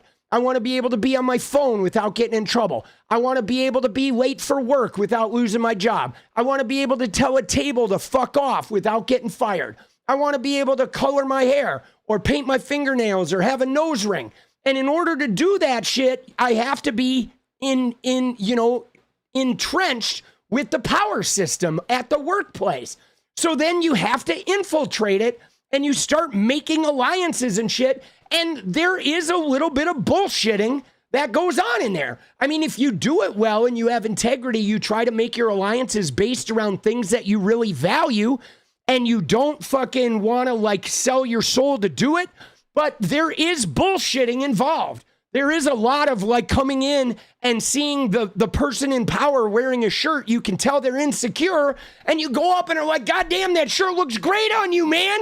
And you build them up, even though you think they look like a fucking freak. But you realize that this is the power guy, and he's feeling insecure. So I'm going to do my duty of like helping him feel a little less insecure.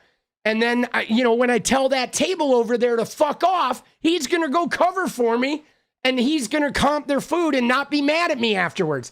It's just a part of the fucking process. And I think politicking and government is not any different than that, guys. Like, you sort of have to be, there's like some shucking and jiving that has to fucking happen in the process. I mean, I wish it wasn't that way. It would be great if it wasn't, but if, don't hate the player, hate the game, right? But you just try to do it with some set of integrity, and sconce where you fucking set a few, right? You sort of have to have some hard outs, right? You have to have some fucking, some ways that you fucking opt out, right? Some things that you won't get involved in, but it's hard, Mamdani can't run for president. Yeah, but Mamdani could be in the Senate, guys. That's what I'm thinking, okay? When I saw Mamdani, right? When I saw Mamdani come in and fucking New York City, if he does good shit in New York City, you're going to see Mamdani in the fucking, you're going to see him in the Senate, boss. Okay? You heard it here first, right? That's where I think Mamdani is. He's got his sights set on the Senate and being a powerful voice of progressivism in the Senate, which is needed. Okay? Dude, that would be huge. Dude, I did not see that. Do we have a link, dude, for Trump? Dude, he could be vice president. Can you be vice president? I don't think you can, right?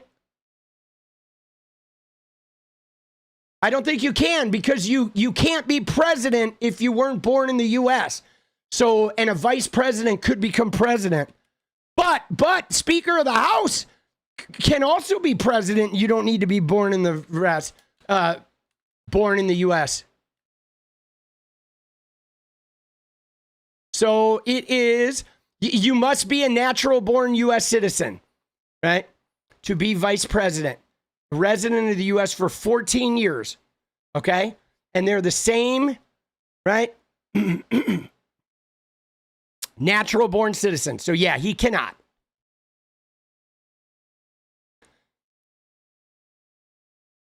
But that's interesting.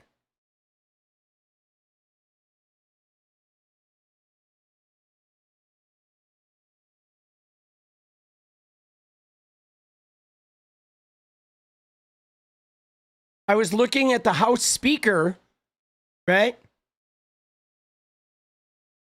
But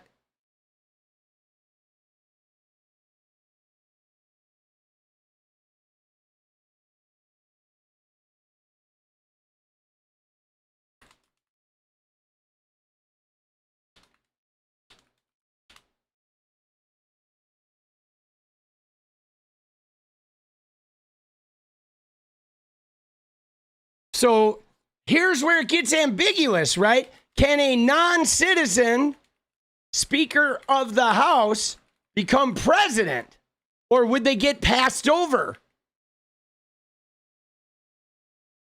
Yeah. Okay. So yeah. So if a non-citizen were Speaker of the House and you went through the presidential succession, it would skip over him, right? And yeah, speakers are appointed, but 𝗙Punk, though, speakers, though, can become president. Okay. If the president and the VP disappear, the Speaker of the House is the person who becomes president. So I was curious to see if it would go to the next line of succession, right? You know what I'm saying? And so I was wondering if they could eke Mamdani in by making him Speaker of the House and then everybody stepping down, right? But they can't, right? It would go on to the next one, right? But so, yeah, dude, that is fucking, I think he's going to end up in the Senate. Okay. That's what I think. Right. And you know what I'm saying? I think it would be the fucking, he's going to be a senator. Right. Yeah. You don't need to be an elected representative to be Speaker of the House. But all right, let's look at any good clips from today. All right. From Trumpy here. All right, we'll look at a clip or two of this idiot. Oh yeah, here he is. He's on the affordability tour, by the way, guys. You ready? Here we go. We need the one thing you need steel. You know, you can give up certain products. You can give up pencils. That's under the China policy. You know, every child can get 37 pencils. They only need 1 or 2. You know, they don't need that many. But you always need steel. You don't need $37 for your daughter. 2 or 3 is nice, but you don't need $37. So we're doing things right. We're running security. Dude, you don't need $37. Like, bro, yeah, reality is a Democrat hoax. Oh my God. I know, dude. Isn't it crazy? But guys, he literally said affordability was a hoax, and now he's doing the affordability tour. Yeah, no, his speeches are literally the same shit, guys. All of his speeches are like the same. He's still talking the same shit he was like 3 years ago. Dude, he has a one-trick pony, boss. Right? You know what I'm saying? Like a one fucking trick pony. And here he is, dude, again, just vivid racism, okay? Please raise your hand. That's for Minnesota, you know. That's called the Great Big Minnesota Scam with one of the dumbest governors ever in history.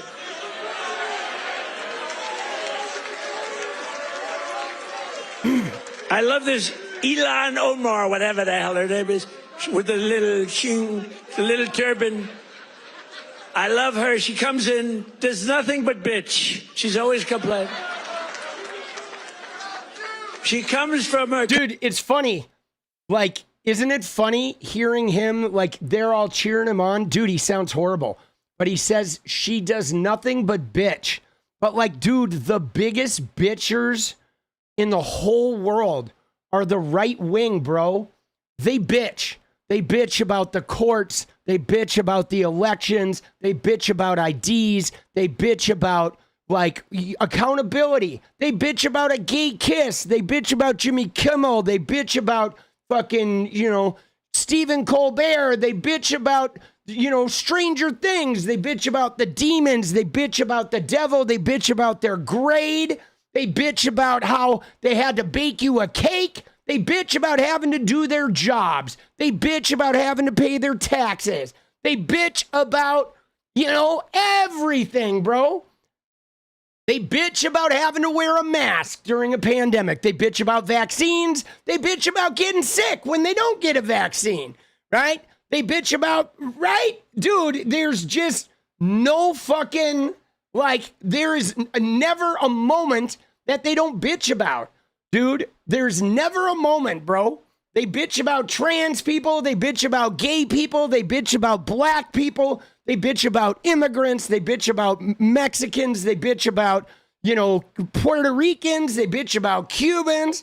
They bitch about the poor people. They bitch about the homeless. They bitch about drugs. They bitch about not being able to get drugs easy enough from their doctor.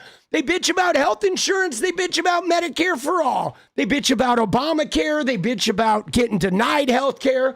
They bitch about their health care premiums. They bitch about the economy. They bitch about gas. They bitch about their car sucking up too much gas. Then they bitch about fuel standards, right? Dude, they literally just, then they bitch about bitching, yes. Dude, they bitch about like wearing not enough clothes. They bitch about wearing too much clothes. They bitch about girls in bikinis. They bitch about not being able to go to Hooters. They bitch about like the mention of the word sex. They bitch about not being able to grab your pussy. They bitch about DEI, then they bitch about the mediocre guy not getting the job, right? Dude, it is like endless line, dude. They bitch about college, and then they bitch about how much it costs to send their kids to the Ivy League. Dude, just idiots, bro, right? And he's like, oh, all she does is bitch, right? Dude, they bitch about, yes, paper straws. They bitch about laptops. They bitch about the word defund right up until they defund everything. Dude, stop the stupidity. Yes, all Trump does is bitch. Dude, isn't that funny? That is the truth, bro. Oh, shit.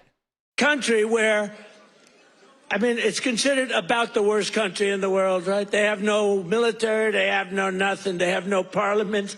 They don't know what the hell the word parliament means. They have nothing. They have no police. They police themselves. They kill each other all the time. I love it. She comes to our country, and she's always complaining about, the Constitution allows me to do this. We ought to get her the hell out. She married her brother in order to get in, right? She married her brother. Dude, but did she blow Bubba is what we really want to know. Can you imagine if Donald Trump married his sister? Beautiful. She's a beautiful person. If I married my sister. Dude, Trump's been trying to fuck his daughter, bro, for like his entire life. Like, yeah, Trump, we can imagine actually, boss.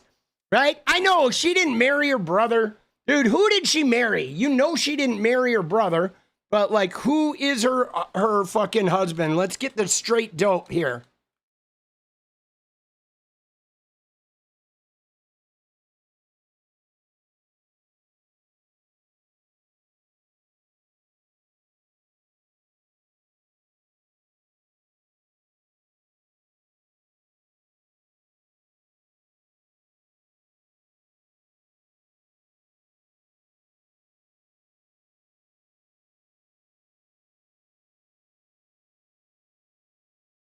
Dude, where's our fucking...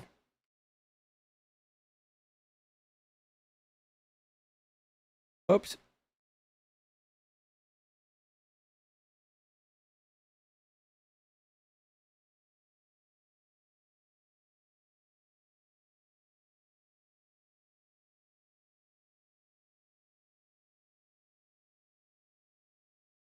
Dude, there's not even any mention. Dude, who is it? Well, because I want to know, right? I want to know what the basis of this lie is, right? You know what I'm saying? Because there's always a basis of the lie.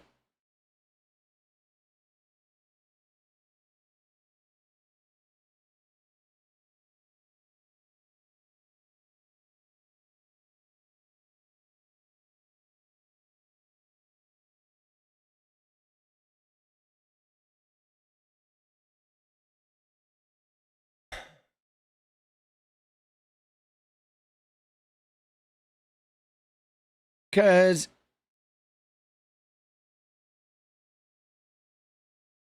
I'm curious about why. Oh, shit, guys. We need 20 and 19, baby.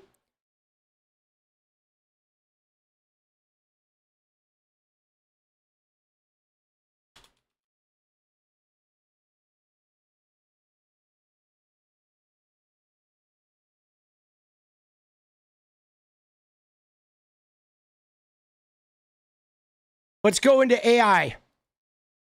We're going to go into AI mode.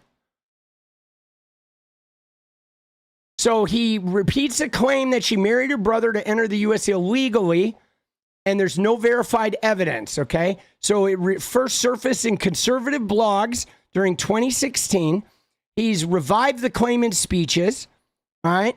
And he's trying to say, she did it as a thing to get into the fucking country.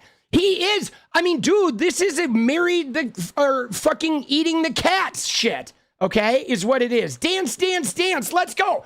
Dude, after this, I'm gonna go carnival barker. We're gonna get this dance party going, all right? But so it's all just fucking bullshit, all right? And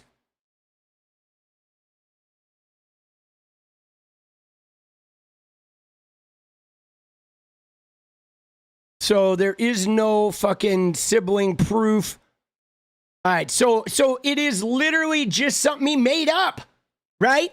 It's something he fucking made up. And again, he's still fucking doing it, bro. It's like the election or anything where he just literally grabs a lie and then just is like right on it. Dude, James, let's go. Their persecution complex is killing our culture. Yeah, man. James, indeed. I mean, it's part of their fucking, it's their religion, guys. It is their religion. It is. It's more birther shit. It is just racist shit, okay, to take power. Okay? Racist shit to take power. As long as he holds on to she married her brother, there's an easy way for him to whip up the crowd and to denigrate her and denigrate her whole country. Even though, you ready for this? If there's anyone in America who's marrying their fucking brothers, a sister wife or a fucking cousin wife, it's the fucking MAGA people, okay? All the backwoods sister wives are MAGA voters. He's basically like attacking her with the fucking, with the makeup of his own goddamn party. It's just more projection. Party, party, party! Dude, it is. It's the Appalachians, bro. All right, guys, we have 16 minutes. We need 16 and 16 to hold down that dance party. All right, let's get it. Dude, get yourself a sister wife, guys. Right? Let's go, dude. You're a West Virginia fan. Dude, I want a sister wife. Fuck it. Fuck it. Let's see what MAGA's living like. Just kidding. Dude. Nope. Take a rain check on that. Dude. Fucking crazy, boss. All right. 16 and 16, baby. Dance party incoming. Dude, so he's just a fucking liar, bro. To get my citizenship, do you think I'd last for about 2 hours, or would it be something less than that? She married her brother to get in. Therefore, she's here illegally. She should get the hell out. Throw her the hell out. She does nothing but complain.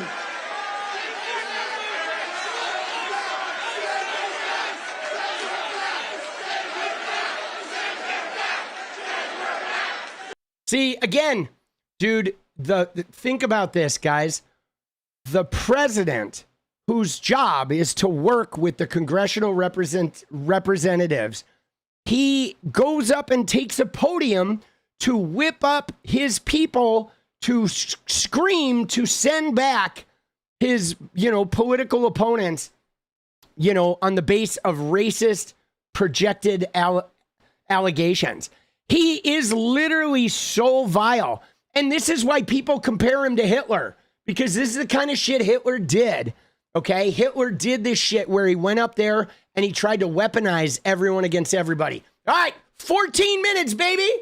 16 in 14. Let's go. Let's go. Yeah, I mean, dude, I don't know what he's talking about. I guess he's implying her brother was a citizen. And so he's implying that she married her brother to become a U.S. citizen. I mean, it sort of is in their attacks on fucking, right? It's in their attacks on immigration. They're going after birthright citizenship. They want to be able to denaturalize guys, okay? That's what they want to do. That's what they've been after from the beginning. is just straight replacement theory. They want to be able to take everybody who's brown and black and get them out of the country, no matter, even if they were born here. Stop the stupidity. Let's go, baby. Dude, thank you for your information. You are the best. Thank you, Beard. Appreciate that. Let's go. All right. Let's go, baby. Dude, trash, gallivanting, grifter gonna grift. That's right. Gallivanting, grifter gonna grift. Grift. Gallivanting, grifter gonna grift. Grift. Gallivanting, grifter gonna grift. Grift. FDT. Let's go. Hypermobile. Let's go. Oh. Do we love it? Dude, Project fucking 8647, right? That's what we're doing. Send her back is the new lock her up. Yeah, I know, but you know what's funny about this, guys? Is that Trump doesn't do shit, right? Remember all his shit about locking up Hillary and Obama's going to jail? And like, dude, even James Comey walked out of the courtroom. So did Tish James, dude. They can't even get indictments, man. These guys are feckless, okay? They are. They're feckless and ineffective and incapable, and they're fucking, right? Dude, the crowd, it was terrible. Yeah, no, these guys, and I mean, if you look at them, dude, they're just idiots, boss. These people are idiots. I'm surprised this guy is there, though, dude, right? This guy, stop stupidity, let's go. This guy wearing the Persians for Trump, like, how can this guy be wearing a Persians for Trump hat? That seems like, how? You know what I mean? Like, how does anybody who's Persian wear a Persian for Trump hat, considering the constant vitriol and venom? And I mean, guys, the reason why I say this is I grew up in Glendale, okay, California, and Glendale, California has a very high population of Armenians. And there's a lot of Armenian and a lot of Persian people in Glendale, California. A lot of my friends were fucking Armenians. And they put up with so much shit, bro. They got so, like, savagely fucking abused in the fucking 80s. It was ridiculous. And they were all so fucking cool, man. And it was like, dude, I mean, it just blows me away to see anybody who's Persian or fucking Armenian, like, supporting this fucking guy, right? Or anybody who is, you know, like Arabs that are supporting Trump, like, he doesn't fucking care. I mean, he likes some of that Arab money, right? But, like, dude, it's fucking so crazy, bro. It's just so, like, whacked out, man. At, like, God, you know, or, you know, I think, dude, it's just brutal, bro. It is brutal. And nobody from the Middle East should be supporting this guy. Dude, you know what I'm saying? I mean, if you're not like MBS and you're trying to buy him off so you can bonesaw people, nobody in the Middle East should be supporting this asshole. All right, dude, let's go. We're halfway there, baby. All right, what do we got? Dude, we got 10 and 10. We're holding solid. 10 and 10, baby. 10 and 10. 10 and 10. 10 and 10. Dude, we would be in real trouble if Trump was smart. And that's it, guys. That's one of the reasons why I don't fear JD Vance, okay? Is because JD Vance has the smarts that Trump doesn't have, okay? But JD Vance doesn't have the charisma. And you gotta have the charisma, guys, okay? For example, look at Bush 1, okay? Bush 1 took us over Operation Desert Storm, and then he lost his ass to Clinton because he didn't have the charisma. He got in there on Reagan, but he didn't have the charisma to fucking actually win because Reagan was deceitful and smart, but Reagan had the fucking charisma, man. That guy could just go out there and be affable. He was the Gipper. He was a fucking TV star. Everyone loved him. Dude, stop the stupidity coming in hot. Let's go. Right? But, dude, JD Vance has zero riz. He has like negative riz, boss. Okay? Dude, he does. All right, 9 more. 9 and 9, baby. Yeah, dude, Trump has charisma and Trump activates the people's worst sort of parts of themselves, dude. But yeah, the older Bush was like, dude, that guy had no charisma. Like, what a fucking dipshit. Dude, the first Bush, dude, in fucking 88. I mean, he shouldn't have won, dude. You know what I'm saying? He shouldn't have won. It was Dukakis and Bush, but it was like Dukakis, like fucking, you know what I'm saying? Like Dukakis did poorly in the debate, and then there was a whole bunch of smear campaigns against him, right? But Dukakis should have won that fucking, he was way ahead in the beginning, dude. And Bush had no charisma, but boy, did they fucking shred Dukakis, bro. That was one of the dirtiest campaigns ever. Dude, let's go. Oh, stop the stupidity. Let's go, baby. Dude, you can't believe that the Americans put this guy. Guys, I'm telling you, you ready? I'm telling you right now, okay? Here's another reason. Dude, stop stupidity. He's carrying the team. Let's go. I'm telling you guys, another reason why I don't worry about the Trump fascism is because of what Matt said right there. Matt said, I can't even fucking believe that Americans put this fucking jackass back in the White House. And you got to think, like, how? After lying about the fucking election and J6 and all that. But let me just tell you guys, I'm going to tell you right now why Donald Trump won this election. I mean, there was some racism and misogyny, but number one, you know what it was? This is just our collective pandemic trauma response. That's what it is. America got slammed by the pandemic, and we all had like a near-death experience, and we got super traumatized, and half the country convinced themselves that we didn't get fucking, we're okay, nothing really bad happened, and so our trauma is to elect the most destructive guy possible. Let's go. Thank you, 𝗙cie_𝗆𝗆. Right? I'm going to give you an example of when this happens, guys. I'm going to give you an example of when this happens. It's like a really bad breakup, okay? When you break up with a woman, if you've been in a relationship, you break up with a woman or a man, you've been together like 10 years, 15 years, you're hurt, but you can't process the hurt. It's too painful to even deal with the hurt of your relationship, right? Dude, hypermobile, let's go. You know what I'm saying? You can't process the relationship was so bad, so it hurt you to lose that person. You're so fucked up, but you can't come to terms with it. So what do? You meet a rebound that is like incredibly destructive. There's 100 red flags. You see every red flag. You know that dating this person is going to be the most painful thing ever, and it's going to wreck you, and you do it anyway, literally to just work out the pain of that lost relationship. And that's what we're doing, dude. Trump is just the rebound relationship with the pandemic trauma. Right? We're hurting. We can't deal with it. It's too much to comprehend. Okay, let's date the worst fucking human being on the planet. Right? You know what I mean? Let's do it. I've done it, dude. I've done it like 20 times, bro. Stay up to watch your show live. Let's go, Beard. Let's go. 5 minutes. We need 4 and 5. We got this, boss. I'm fully confident that we're going to get this. Let's go.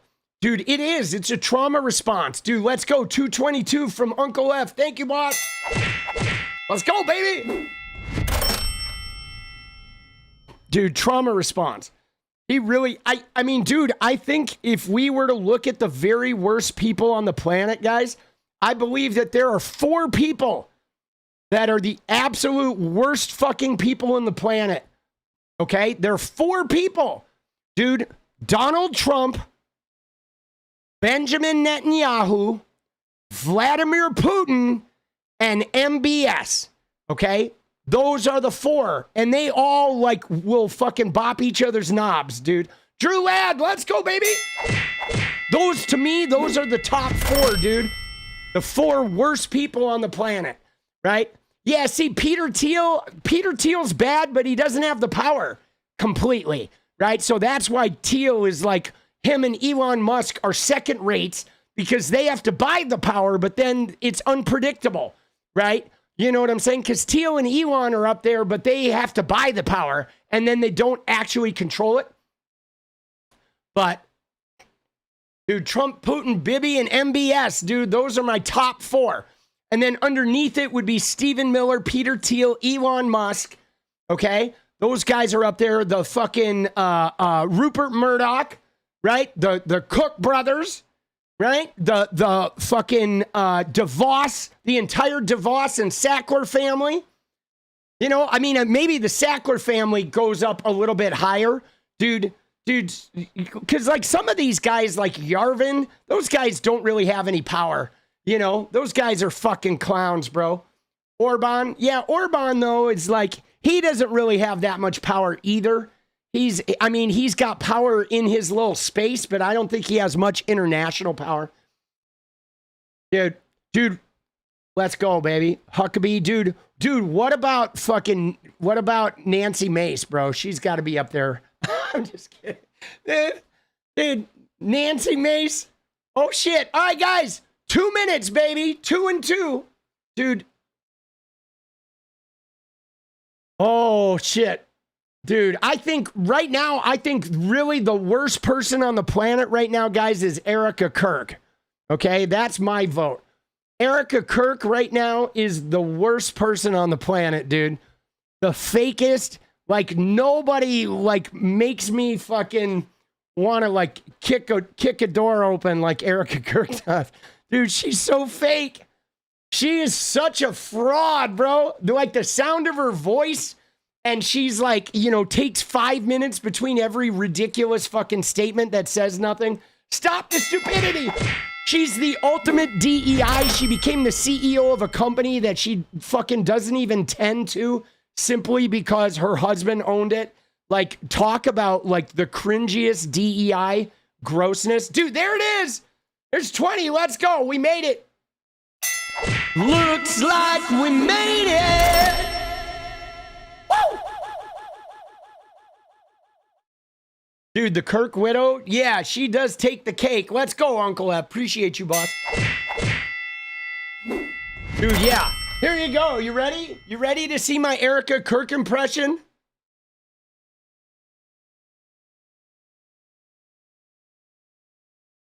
See my rings? See my Bitcoin tears? Charlie, right before he died, he told me that everything I'm doing right now is exactly what he wanted. That, like, Democrats are so violent. Hold on, excuse me. What was that noise? Oh, wait. Oh, I'm sorry. So sad. The banker chief. Yes. Oh, my God, dude. Dude, she wipes her tears with a Bitcoin napkin. Dude. Yeah, and always the disclaimer that no eyeliner was harmed in the, right? That's what I put on my fucking tweet, dude. Do you see that tweet where I fucking called her out with the little thing and I said no eyeliner was harmed in the making of these fake tears? Dude, there it is. There's the disclaimer, dude. No eyeliner was harmed in the making of these fake tears, boss. Right? That's it. Oh, Lord have mercy. Dude, truth. Dude, she is such a phony, though. She is the phoniest of phonies.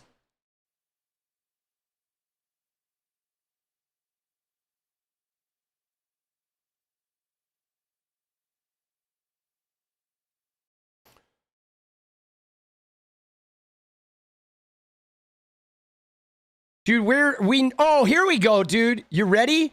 Dude, look at his fucking Caroline Levitt, dude. Look at him gritting his teeth. He's trying to get a fucking some knobby, right? Is what he's trying to do. You know, when she goes on television, Fox, like, I mean, they dominate. They dominate when she gets up there with that beautiful face and those lips that don't stop, up, like a little machine gun. You know, when she goes on television. Dude, her lips like a machine gun, bro. Jesus, dude. Right? Her lips like a machine gun, bro. You know what I mean? Dude, let's go. So many proud, hardworking American patriots. That's what you are. So am I. I'm a proud, hard worker.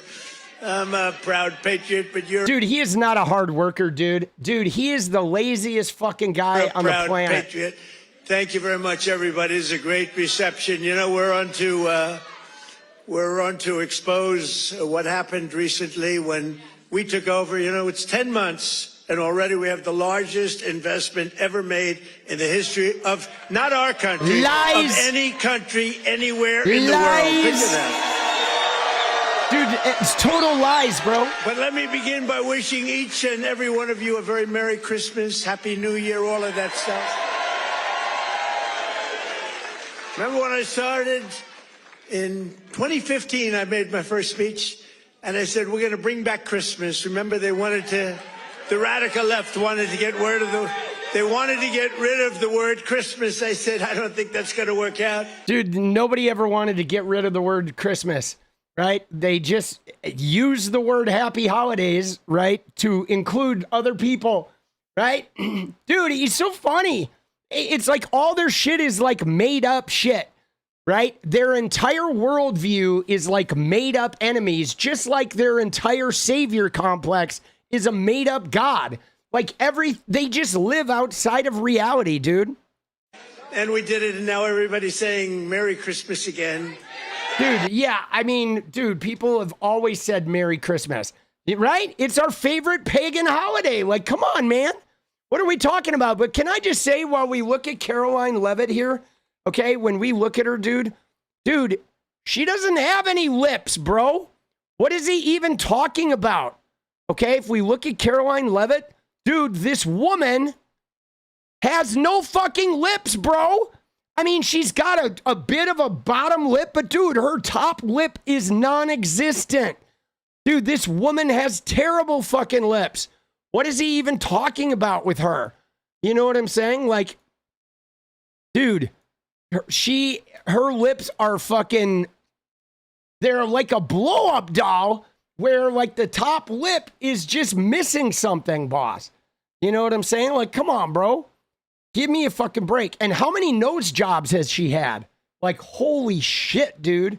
I mean, I get it. She likes that she lies for him. He loves that she lies for him. So we'll give him that. But holy shnikes. All right, let's see. Let me tell you, black people love Trump. I got the biggest vote. I got the biggest vote with black people. They know a scam better than anybody. They know what it is to be scammed. Thank you, man. Thank you. I appreciate it. Dude, he got the biggest vote with black people, the biggest vote of anybody. Gee, no, you didn't. Thank you. I like this guy. Let me tell you. Dude, what an idiot, bro.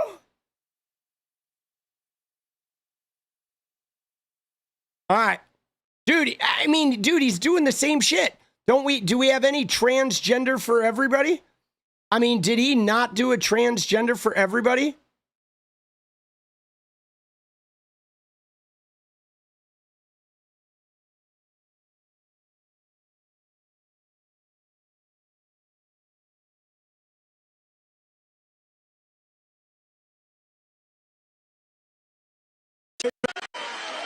And for the first time in 50 years, we now have reverse migration, which means more jobs, better wages, and higher income for American citizens, not for illegal aliens. And you know what? We all have a heart. We want to take care of people. But these people are getting killed on the walk up. They're dying. Dude, none of that is true. There's higher unemployment. There have been 1 million job losses.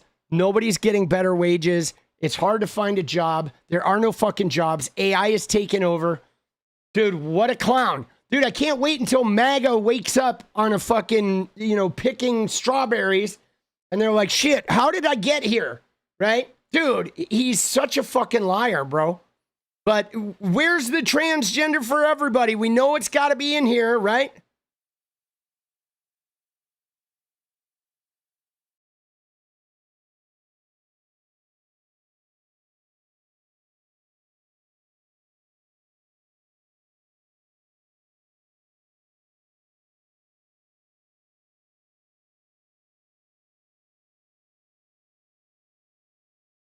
All right. Dude, I'm sure it's in here somewhere. Batteries. Dude, it's like the same shit, bro. I mean, see, the thing that's really like what's really hard about the immigration shit is it goes back to personal responsibility. Okay?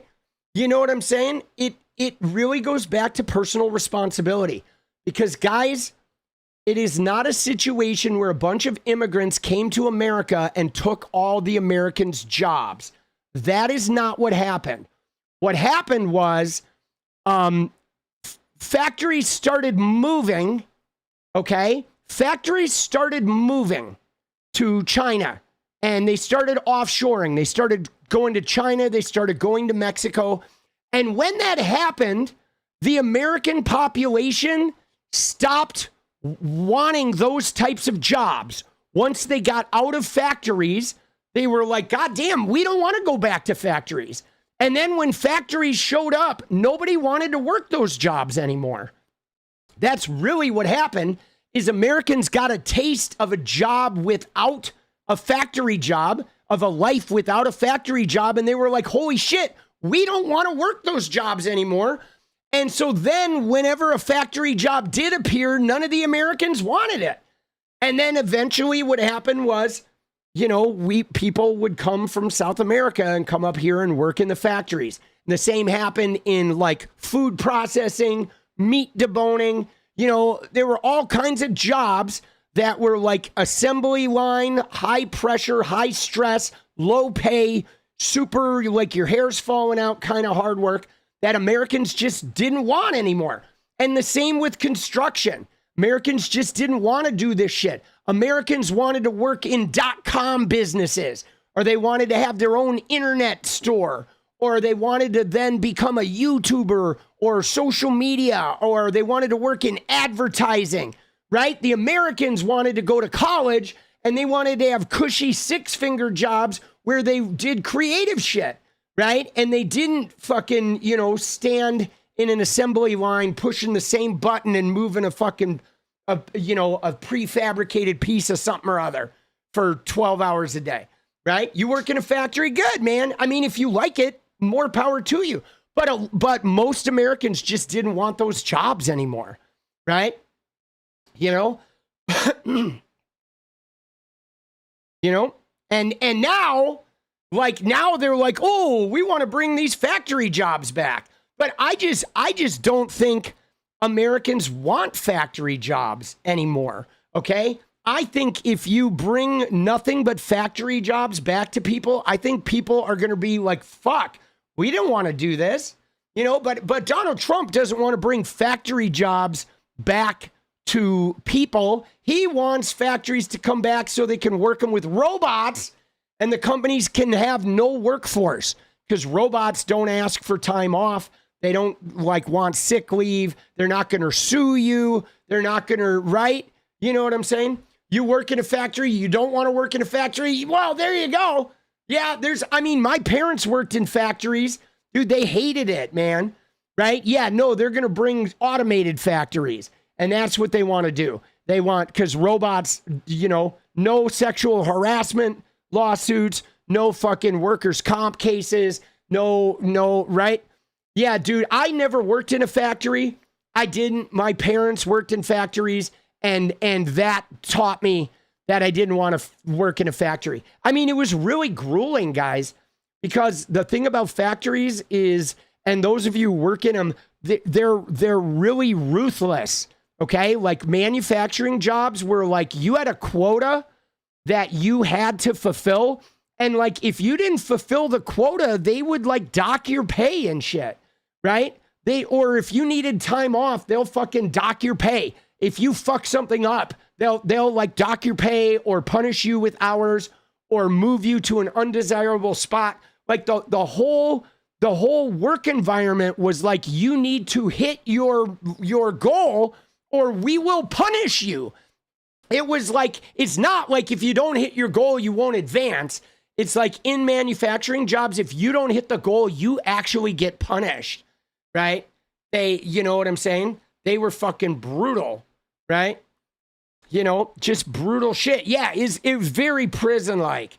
Dude, my parents, when they worked in factories, when my parents worked in factories, they were like their souls were like dead. You know what I'm saying? I mean, they were. Like, for example, let me give you an example. So my mom there was a golf course, okay, in Glendale, in the southern bit of Glendale called, I think it was called 𝗨𝗪𝗔 Golf Course. It's a little par 3 golf course, but it was the golf course that was in Swingers. You guys remember the movie Swingers in the 90s? All right, Swingers was this big movie, and my mom ended up getting a job as the cashier at the little par 3 𝗨𝗪𝗔 Golf Course, whatever it was called, that was down in the southern tip of Glendale. And after she divorced my dad, my mom, that was her second job. She worked there on Saturday and Sunday. And there were a lot of stars that hung out there.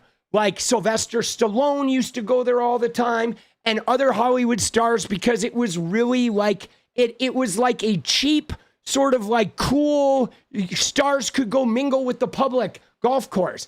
And my mom worked there, and she loved it. Okay, she went there on Saturdays and Sundays, and she loved it. She like looked forward to it. She would, get to meet Sylvester Stallone. He knew her by name, and he was like joking with her, and then she would go tell her friends about it, and it was like her big social thing. And everybody there loved her because my mom was just a really codependent, caretaking person. She's really great at those kind of jobs of like making people feel comfortable and welcome and like they own the place. Like, she's a natural at it. But like, she loved that job so much that even though it was eating up her weekend, she didn't care. She like looked forward. She worked in medical records at St. Joseph's Hospital, and she hated that job. Super stressful, but she looked forward to Saturday so she could go work at the golf course and just talk to people and maybe see Sylvester Stallone and fucking whatever, right? And whoever else like showed up. So she loved it.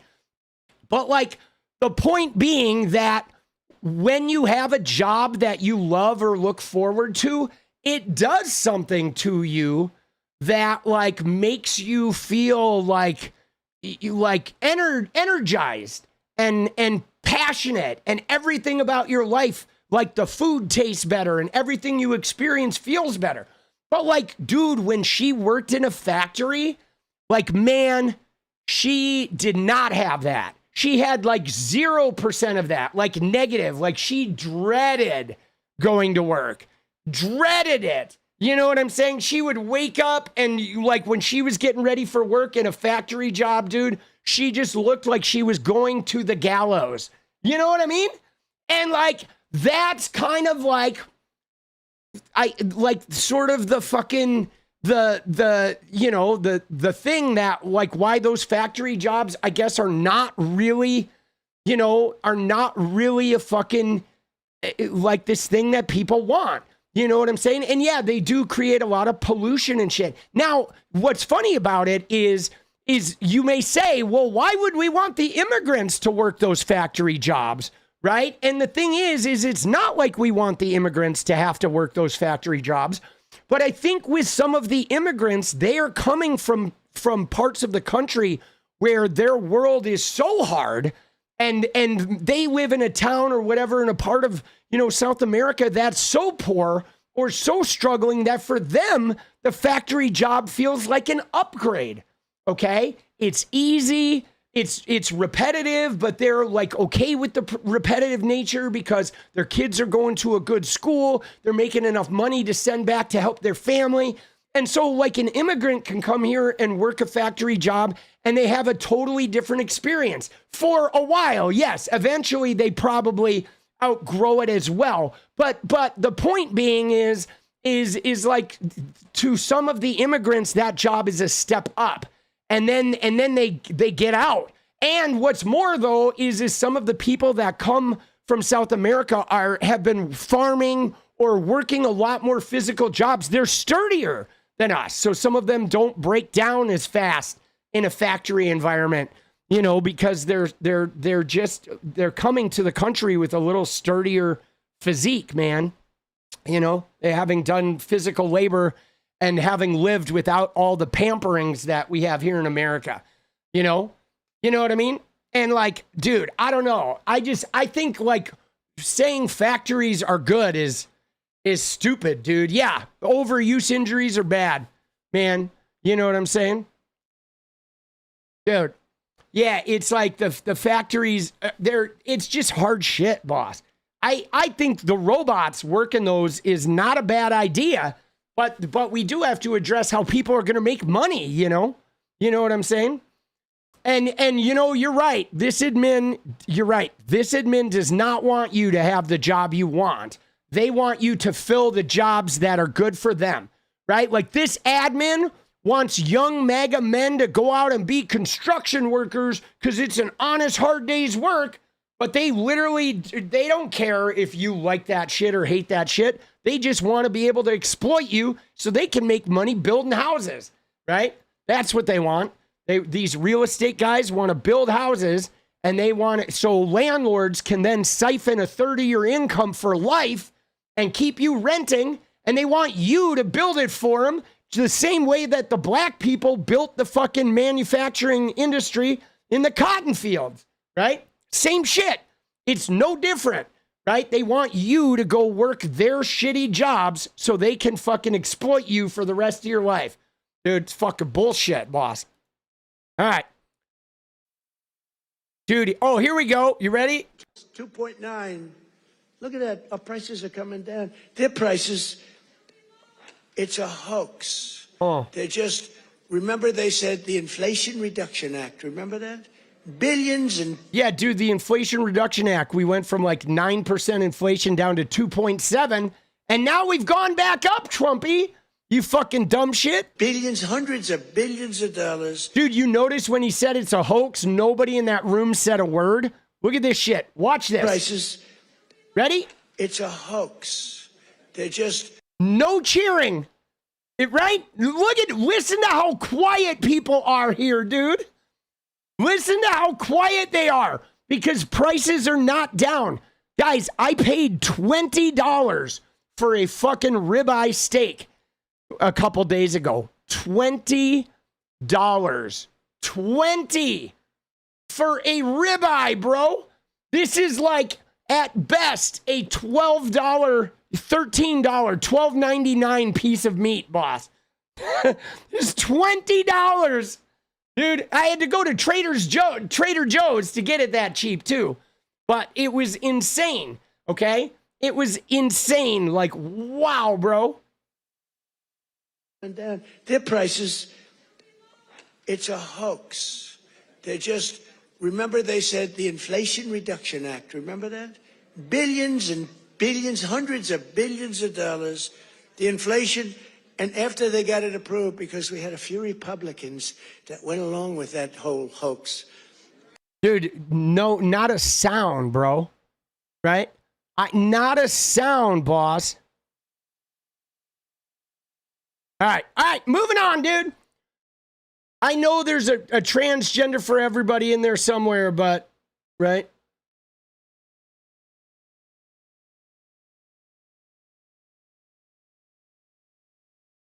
Well, we're going to miss it. Oh, here it is. Here it is. There it is. I found it. I knew I'd find it. I think transgender for all is a great, great thing for the Democrats to be talking about. Transgender for every member in your family. If they're not feeling well that night, let's just change their sex. Now, let's not talk about it. Let them go and let them fight to get these things. I think open borders are great, you know, where prisons are emptied into our country, right? Where people from all over the world. Dude, it's just so fundamentally, like, shitty. You know what I'm saying? Because what's crazy about this, guys, is he fought this man who just said that statement 10 years ago, right? 12 years ago. This guy fought to allow transgender women to compete in his beauty pageants. He was an advocate for trans women to enter the beauty pageants. And in fact, he was one of the guys who helped pave the way for them to have the right to compete in beauty pageants. And then some transgender women won some beauty pageants. And now 12 years later, okay, he is saying this shit, even though, 𝗙𝗪𝗏 Hutchins, who's dead, and Caitlyn Jenner, when they're at Mar-a-Lago, they use the ladies' room. They get addressed with their pronouns. Nobody fucking treats them like shit. He literally just uses it because he's got these people scared and riled up and activated by saying this negative shit. But if you're a MAGA transgender person, you're fine. They'll accept you.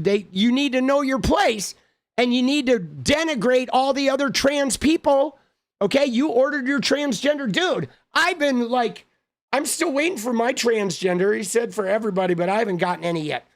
But dude, it's just so toxic. And then the way to dismiss that, the way he says, right, if they're not feeling well that night, let's just change their sex. So he's like taking everything that a trans person goes through, okay? He's taking everything that a trans person struggles with, and he's reducing it to this idea that it's some flippant thing that people do whenever they're just upset or like, right? Like, ooh, you can't handle your own emotions, so you just decide to flip a switch on your fucking gender.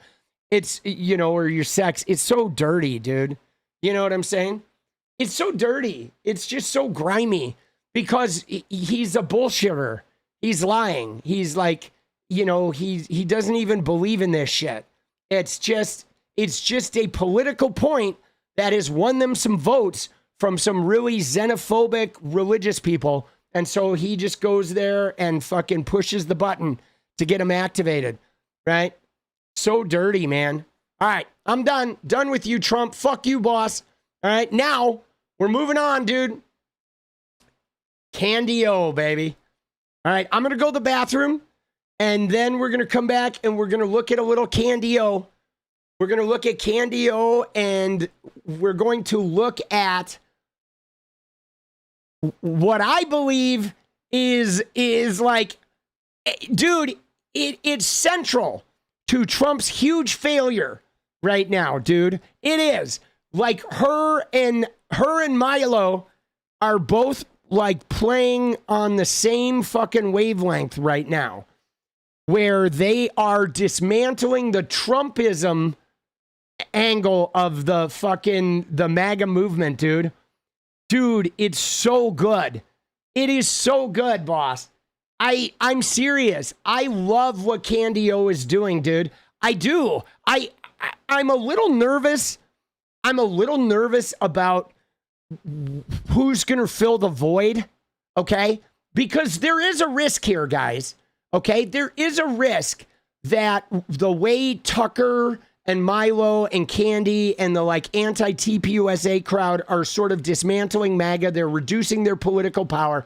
They're going to sabotage the midterms because of their resentment over the shit that Trump has failed at and his lies and all his bullshit artists. Because a lot of them, they voted for Trump begrudgingly because they didn't like Trump after J6, but they voted for him anyway.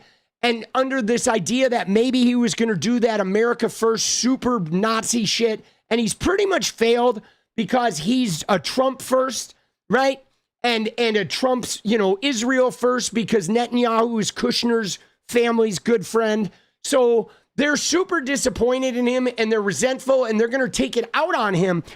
But the problem is that somebody's going to step into that void, and it's possible that the next Republican guy is going to be like much worse, right? You know what I mean? Like the next guy is going to be just much gnarlier, right? The next guy or woman is going to be even more racist and even more fucking, you know what I'm saying? Like, so we are playing with a little Russian roulette here because we don't know what's in the chamber with the next time we pull that trigger. But, Trumpism is definitely fucking ending. Okay, it is going down in flames, bro.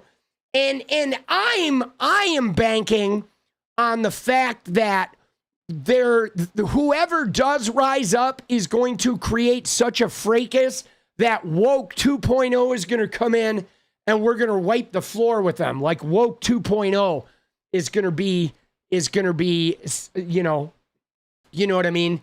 Is going to be like a tidal wave, you know? And so, yeah, you know, Barry, it is hard to imagine anyone worse than Trump, but somebody worse than Trump would be somebody that is equally like negatively charismatic, right? Where they're a degenerate, selfish, neurotic, psychotic, like fucking power mongering, you know, petty, just abusive, but also charismatic to where they can kind of be Teflon and get out of jail free, but they would be smart and cunning and capable of actually accomplishing their shit, right?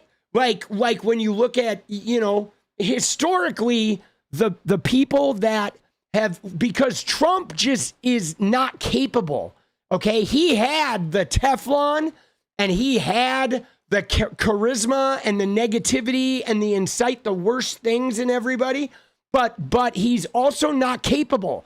So he didn't put together a capable team. His team was always like a bunch of sycophants that were not competent. And then he would just, you know, bull in a china shop in his own administration. And so he was never capable of getting shit done.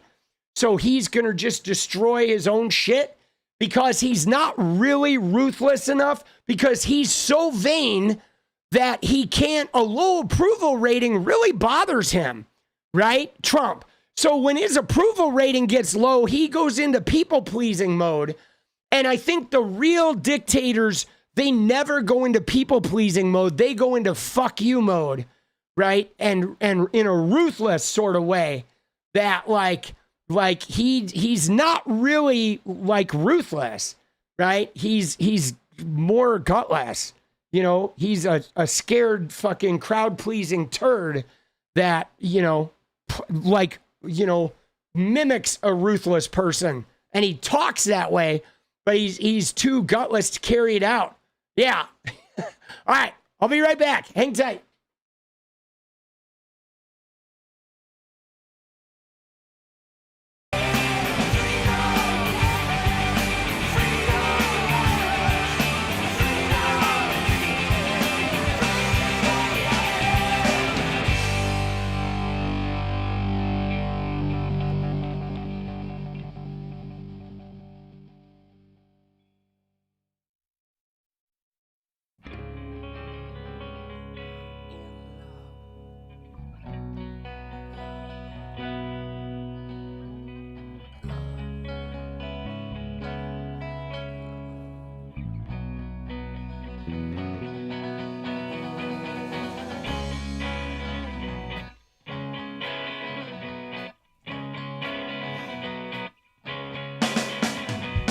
I've been so overcritical of myself. I've been afraid to say I'm in too deep. Lighting up a cigarette, make up for it well. I am one of those you'll never trust, so drink with me. Feeling like an angel. Feeling like I wish I always did. Like an angel. 'Cause this town might be tempting. See, guys, like for example, guys, let me give you an example before we get into Candy O here. I feel like for me, the example is like Mark Zuckerberg, okay? Because Mark Zuckerberg is competent, okay? The guy is fucking smart. He's ruthless. He fucking sold out his best friend who paid for his company, right? He stole the fucking company from the 𝗙𝗽𝗽𝗀, the 𝗙𝗽𝗽 twins, right? He will fucking ruthlessly shred and degenerate and just, he's a machine of fucking conquering and getting what he wants, right? But the guy has the charisma of a fucking toad, okay? Zero charisma. And right? And so somebody who was like, if you had Zuckerberg's competence with like a Trump affability, you would be wildly dangerous, Okay. That's the thing that, like, you know, like, because if you look at like Zuckerberg and Bezos and Peter Thiel, those guys are competent, but they have no charisma. So they have to buy the charisma people, right? And if Trump had Zuckerberg's like capabilities, like we would be a fucking full-on dictatorship probably right now. We would be a wreck. We would be in deep fucking shit. You know what I mean? Right? And dude, but see, Elon though is different though, because I don't think Elon is really that competent, actually. I mean, I don't know. We'll have to see. I don't think Elon's that competent because he, like, I don't know. I feel like Elon is a wannabe Zuckerberg, right? Like, I feel like Elon is mostly like successful because he takes advantage of other people, right? Right? Elon takes advantage of like the tax credits and the political people. Like, Elon is sort of like a glommer who's in the room with the Zuckerbergs and the Bezoses and the Thiels, but he doesn't have their capacity. He's more like a Trump that can navigate in that nerdy world because he has a little bit of the nerd brain, right? But he's not, Elon is not really that capable. He's a bullshit artist with great connections and vast wealth, but he's not capable, man. You know what I'm saying? Yeah, all his shit fails, right? All of his shit fails. You're right. Dude, his shit just fails and fails and fails. He's just good at like the fake valuation, right? Dude, he is. But he's also, though, he's close enough to the Thiels and those type of people that he has they can be competent for him, okay? You know what I'm saying? Like, he's going to hire competent people and you know, he's like a, I don't know, he's just like a wealth manager in a way, you know?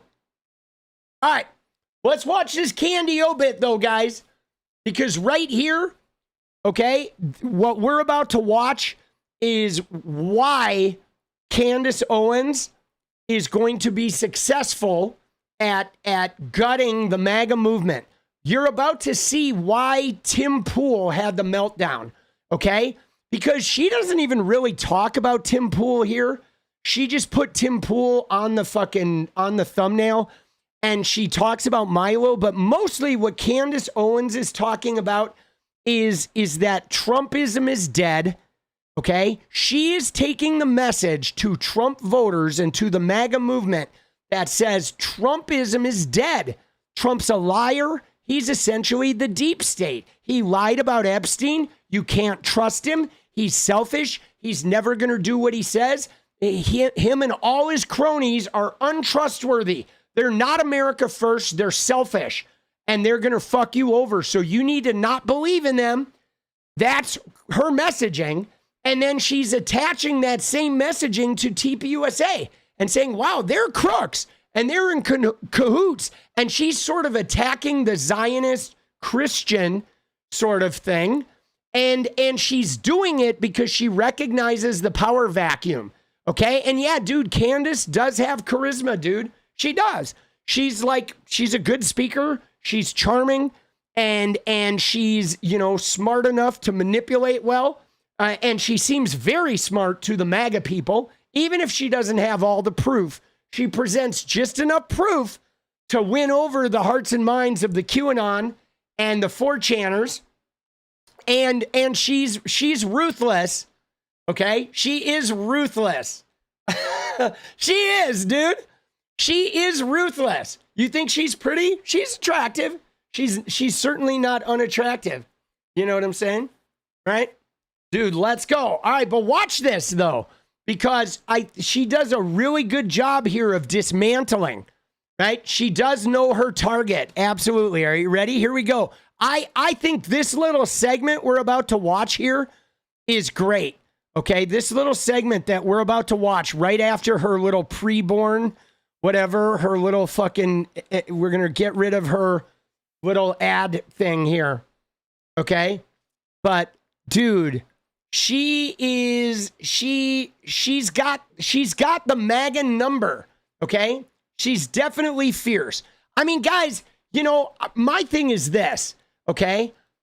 I'm going to go out and say this. Okay. And don't hate me for saying this, but if Candace Owens wasn't a grifter, if she really like stayed true to her integrity and she wasn't up in the Kanye West fucking crowd of this like weird America Firsters, like fake Christian shit, if she was an actual leftist, if she was an actual like bona fide leftist, she would be a formidable person to have on your team, right? She would be a formidable opponent because she is very skilled in the media arts and she's very like ruthless and crafty and competent.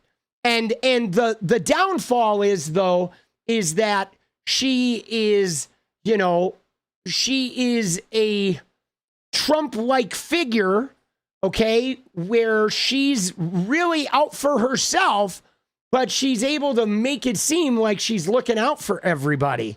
You know what I mean?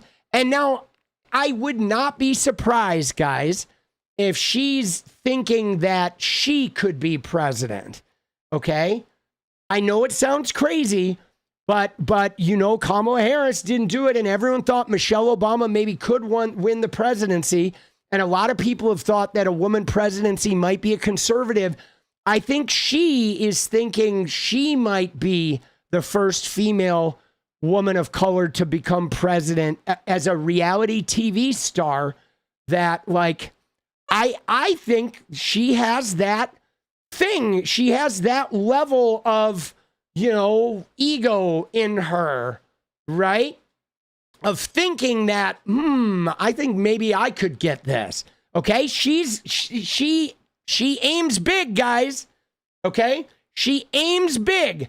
I'm not saying could win, but I'm saying I think she thinks she could win maybe. But yeah, the responsibility, that is the wonder, right? Of like giving up your cushy thing. But guys, the lure of power can be very attractive. And when you have everything and you're making millions, the lure of power could be it. See, Erica Kirk though, dude, Erica Kirk doesn't have any charisma, guys. She has no charisma. Erica Kirk is awkward. All Erica Kirk is going to be able to do is ride the whole damaged widow shit, right? Erica Kirk is like, she's a handmaid. She doesn't have the charisma, man. Erica Kirk doesn't, right? She's a handmaid. Dude, let's face it. Erica Kirk is a handmaid, boss. She is an attachment, okay? Dude, but you never know, though. You ready? But let's go. I want to watch this segment, though, because she and Milo are kind of showing you that it's not really about Candace Owens and Charlie Kirk. It's really about Donald Trump, right? The MAGA is fracturing because there is a deep resentment for Donald Trump in people that used to do everything for him. Candace to give. Again, that's preborn.com/Preborn. I honestly am wondering how it would actually work if you were trafficking weapons and you're trafficking drugs and you're doing this, which obviously our CIA has been engaged in trafficking.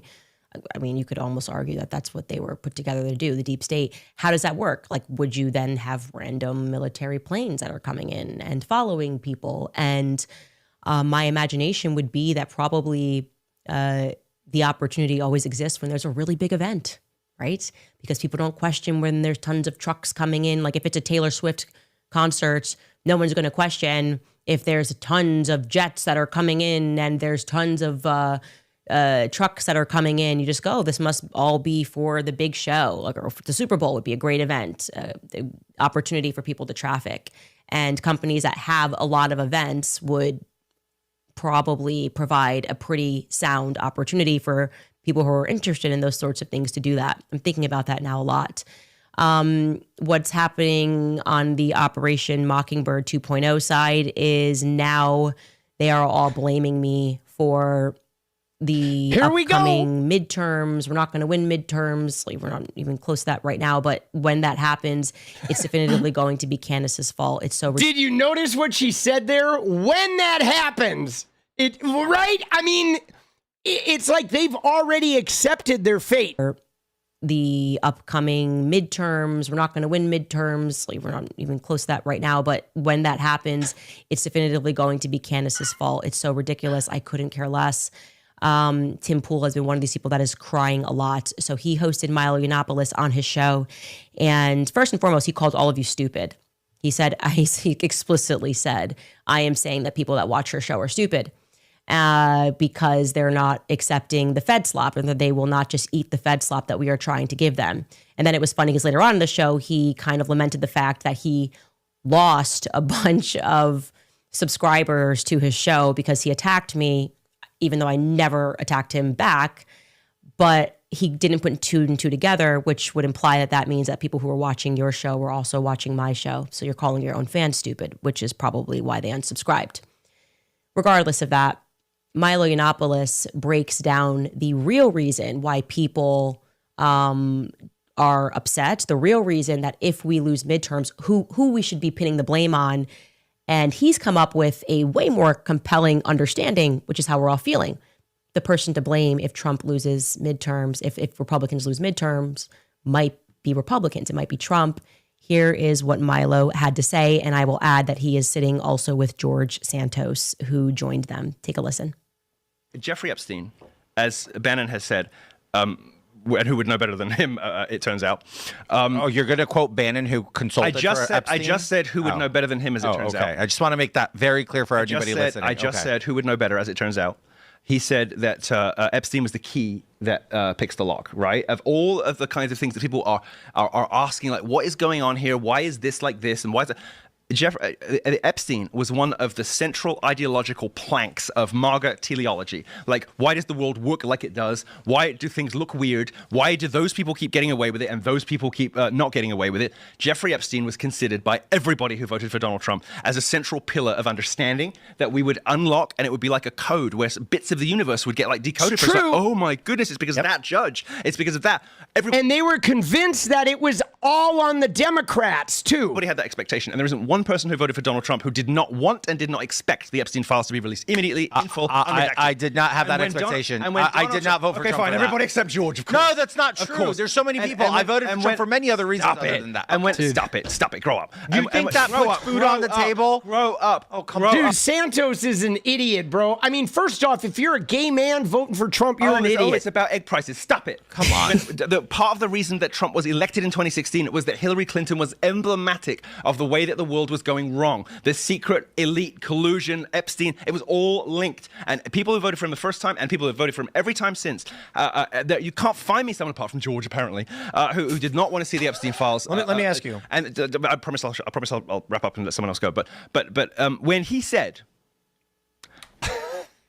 there's no Epstein files, and then the Democrats made it up, and then stop asking, and then if you're asking, you're not a fan of mine, and then if you're asking, I don't want you. I agree with all of this. That is the moment Trumpism died. Yet. I agree. And don't we need a reckoning? And Dude, he's not wrong. That's exactly what happened. For years, the Epstein shit was like the linchpin. Pizzagate, Hillary, Seth Rich. Remember? Oh my God, Pedal Ring, Hollywood was all tied on Epstein's shoulders. It was all about the Clintons, Bill Clinton, Bill Gates, all Democrats. We're releasing that shit. We're going to bring them all to the ground. Finally, it's attached to everyone. And then Trump is like, whoopsie, I was in there. You can't see it. Sorry, not the Democrats. What do you mean? Epstein who? Why are you still talking about this guy? There's no list. There's no files. The Democrats made it up. Why are you bothering me on this? Dude, it was literally the fucking end, bro. Oh my God. It's so funny though, because like the thing that's really good about this is I don't like 𝗲𝗡. I don't like these guys. Tim Pool's an idiot. I mean, I can tolerate Candace, but I don't like her. She's, whatever. She's a grifter, fucking, gossip.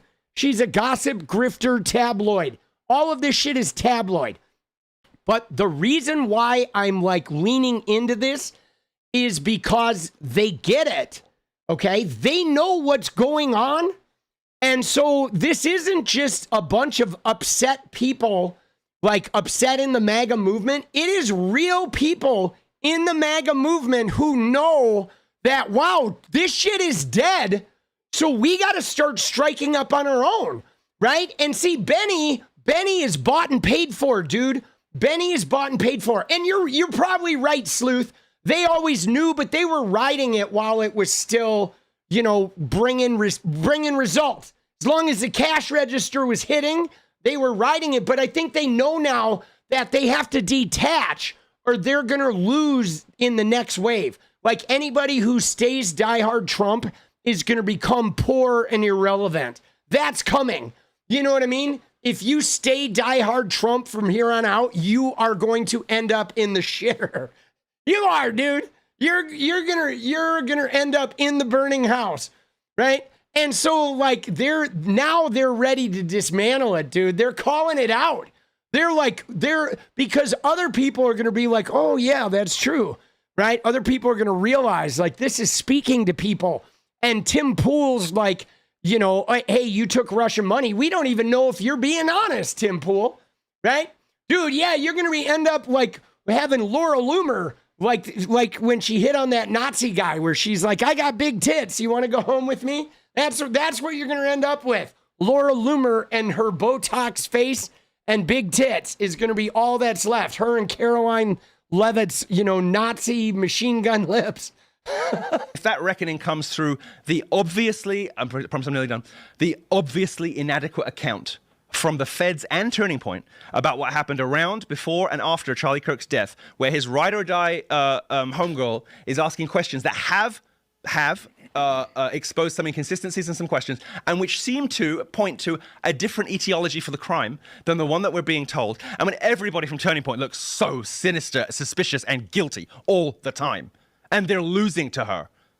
Respect the public on that at least. They're losing to her. They are, dude. Dude, Candace Owens is single-handedly like running TPUSA right into the fucking ground, bro. She is, dude. And they have every reason to be winning. So she has every reason to be winning. Isn't it smart for us to have that reckoning in the Republican Party right now? Yeah, baby. You see what they're saying, right? You read between the lines there? Milo, Candace, Tucker, they want the Republicans to lose in 2026. They want the reckoning. They want Trump to be dismantled. They want the whole thing to grind to a halt in the hopes that they will rise up and topple, like, you know what I'm saying? It's like they want everyone MAGA to eat shit and go right into the dirt so they can rise up and offer them something that is like more aggressive and more, you know, ruthless than what Trump is capable of, right? They want, like, Trump is the establishment now, guys. They are the new anti-establishment. It's crazy. We've watched Trump go from the anti-establishment to the entire establishment in like 10 years. And in the process, it's outlined how the Republican Party is just, you know, is just a group of fucking brain dead sycophants, right? You know what I'm saying? It's like they're easily manipulatable. Like you could never do this to the Democrats. You know what I'm saying? Dude, Tim Pool is promoting cowboy colostrum. What is that, dude? What is cowboy colostrum? Dude, right? And I mean, dude, but these guys are crazier than Trump, man. You know, I mean, Candace Owens reminds me a lot of Donald Trump. She has very similar sort of like reality TV personality, but like. Amen. All of that. Okay. All of that. And what I really like that he says there is respect the public on that. At the very least, respect the public. Okay. We are voting right now. We are voting with our eyes. We are voting in terms of when we say, I don't want to listen to this podcaster because they're trying to get me to eat this Fed slop. This is how we're voting. I mean, so many people are going down. Dude, that was a shot at Tim Pool right there. It's like something about the Charlie Kirk assassination. We're looking around and we're going, guys, are you really going to try to impart this operation upon us where you go, if we keep saying it, eventually the public will accept it. They'll just eat the Fed slop. And we're looking around and we're going, wow, I thought this person was a good guy. I'm feeling like this right now. I'm like, I really actually trusted this person. Man, I've worked with that person. I've collabed with that person. They're joining this side? You too? You too? You too? And the public is saying, no, there's not enough influencers that you can pay, okay, that is going to convince me that Charlie ate enough salad to stop at 30-6. Respect the public on that. And they won't. They seem to not be doing it. They're like, nope, we just need more. It's more dollars that need to be spent, more articles that need to be written. We need to call the public more names. We need to call them a cult. We need to call them crazy. They're not respecting us on this point whatsoever. I do also want to say that the Hodge twins reiterated that point in a tweet. They said Republicans won't lose the midterms because of Candace Owens. They will lose the midterms because no deep state criminals have been held accountable. They will lose because we are still sending our money to corrupt foreign countries. They will lose because America's last traitors like Lindsey Graham are getting promoted. It is simple. Republicans will lose because they aren't listening to the people that voted for them. Dude, the Hodge twins are like the biggest fucking losers, dude. Dude, it's so funny. When you look at their people, like they are such losers, race baiters, fucking such degenerates. But like I laugh at this one, right? This one right here when it says they will lose the midterms because no deep state criminals have been held accountable. Because guys, Hodge twins and all of you MAGA, you are fucking dumb. Okay, Donald Trump has always been the deepest of the deep state from the very beginning. He is the definition of deep state. He is the definition of deep state criminal, tied in internationally in shitty business deals with Putin, with all of the worst dictators, MBS, Netanyahu, Epstein, the fucking whole game, dude. Trump has always been tied in there. Always with the mafia, dude. He's like a wannabe mob boss. Okay, he literally is the swamp, and you let him convince you that he was going to file criminal charges against a whole bunch of people that have done nothing illegal, right? Which is why, you know. And then when he can't charge them, or when it all falls apart, he says deep state. But it's like, well, why didn't his fall apart? Not because of the deep state, because there was actually evidence. And a jury fucking convicted his dumbass. And you idiots are still out there wondering, why aren't the deep state people getting arrested? They did get arrested. Dude, we tried to hold him accountable and you dumb fucks voted for him again. Fucking idiots, right? Like, what are these people doing, bro? And that is also so well said. And speaking of the ridiculous Fed slop narrative, there is a YouTuber named 𝗙ecie𝗶𝗽𝗀 who has a channel called One Shot TV. It's all about guns. And he didn't have a horse in this race. Obviously, he's pretty upfront about the fact that, okay, the 30-6 narrative, I've seen bullets do weird things. In the 30-6, maybe if it hit your thigh, but I'm just... All right, so now she's going to go into, like, there's a segment here on the 30-6 bullet. If you guys want to watch it, if any of you are into it, I'm not going to watch it. I'm going to go make some videos. Right? But if you want to jump in there, there is a section on the 30-6 bullet it's interesting, right?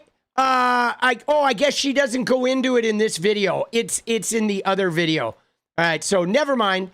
It's not in this video. There is one of these videos. I can't remember where it was, but one of these videos, this guy fires a fucking 30-6 bullet, and he fires like the lowest caliber shit into a mock-up human body, and it just fucking like severs the neck, bro. Okay?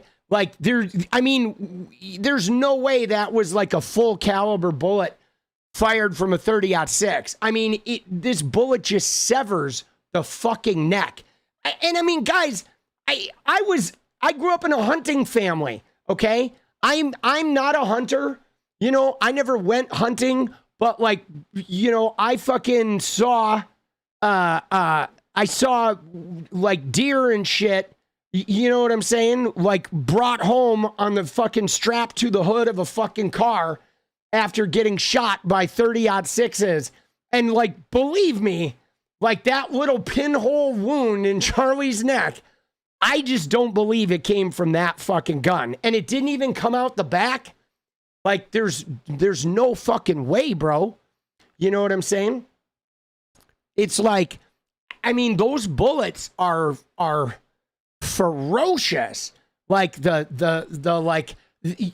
are like, they're designed to take down, right? They're designed to take down like animals. You know what I mean? Like a beast. They're right. They're hunting rifles. They are designed to take down, like, you're supposed to be able to shoot a moose with a fucking one of those bullets. And and you'll have to like chase the moose, right? Like you hit him and the animal will run until it fucking runs out of steam. But they're designed to fucking do enough damage to a moose that the moose will die while it's running, escaping. And you know, it's just crazy. You know what I'm saying? Used to be a military round. I mean, that makes sense because it's like a one-hit kill, but it's not a one-hit kill because they bleed out. It's a one-hit kill because it rips their fucking chest open or severs their goddamn neck. You know, no matter what bullet you put in those guns, it's going to have enough velocity to sever, right? If it hits you in the arm, it's taking your arm off, okay? If it hits you in the neck, it's going to sever most of your neck. If it hits you in the chest, there will be a like unfixable damage in the area that it hits you, you know? And right? Dude, they're like the bullet. See, I didn't see the bullet. I never thought the bullet was an exit wound, guys. I didn't. I'll be honest. I never thought that bullet was an exit wound. You know why? You know why? Because I watched that video 1,000 times, and when there's an exit wound, there's like an expulsion, okay? I know people, these gun YouTubers are making a bunch of money and everyone's got these theories, but exit wounds have like a shredding, okay? They pull the skin outward and the skin explodes and there's an explosion of liquid and skin and there's like a rupture. And like his wound was like it went in and blood just poured out of it. And so that was very, like, it didn't look like an exit wound to me. But the problem for me was, why wasn't there an exit wound from the round? You know what I mean? That's the thing that was really problematic to me, okay, is there should have been an exit wound, right? If a really high velocity bullet goes in like that thing looked like it was like a pinprick type like ammunition. You know what I'm saying? It literally looked like it was a fucking, you know, some type of pinprick fucking thing. I don't know. It was just weird, right? You know what I mean? It was very strange. You know, there's a theory that the vest was rigged with the pellet round. I mean, there's a lot. And it is my understanding that the bullet did get lodged in the spine. So, you know, I mean, I don't know. I don't know if we're ever going to know, right? I don't know, but I do not believe it was a 30-06 hunting rifle, right? I don't believe that at all. And that's just from like years of seeing animals that were killed by 30-06 hunting rifles and seeing what those fucking animals looked like, bro. We're talking big game, dude. Like multi-point bucks. And then, you know, they come home lashed to the thing, and you look at the thing's body, and you're like, God damn, bro, a gun did that? And they're like, yeah, look at my fucking 30-06, dude. And it's like, holy shnikes, you know? And I mean, and that's what they're designed for. They're designed for, even if you use low caliber ammunition, right? Even if you use low caliber ammunition in a 30-06 rifle, like, it is going to have a velocity that is like going to cause damage, right? Because you can put different kinds of bullets in those guns, right? You can definitely use beefier, more piercing bullets and less piercing bullets, but it's just the velocity that those hunting rifles produce. You know what I'm saying? You know what I mean? It's like, even if you fucking, like, for example, I'm going to give you an example, guys, is a tornado. Okay. A tornado, a piece of straw will go into somebody's body or through their body. And why? Because velocity. Okay. Velocity has, if you look at physics, enough velocity can make something with no hardness become a ruthless and killing weapon. Okay, tornadoes do this all the time. Okay, a tornado will turn a piece of straw or a thin fucking chopstick into a deadly weapon because the velocity is so incredible that it overcomes the mass and the consistency of the object. And can turn, right? This is why people jump off the Golden Gate and break all their limbs, because the velocity of them hitting that soft water turns that water into concrete. And you're just not going to velocity a 30-06 into someone's neck and have it pinhole like that and just stop at the back, dude. I just am not buying that. I wasn't buying that day. I mean, I knew from watching the video that Charlie Kirk was not going to survive it, but you know what I'm saying? It's like, there's velocity, man. That velocity is fucking brutal. You've seen a tornado throw a saw blade into a tree? Yeah.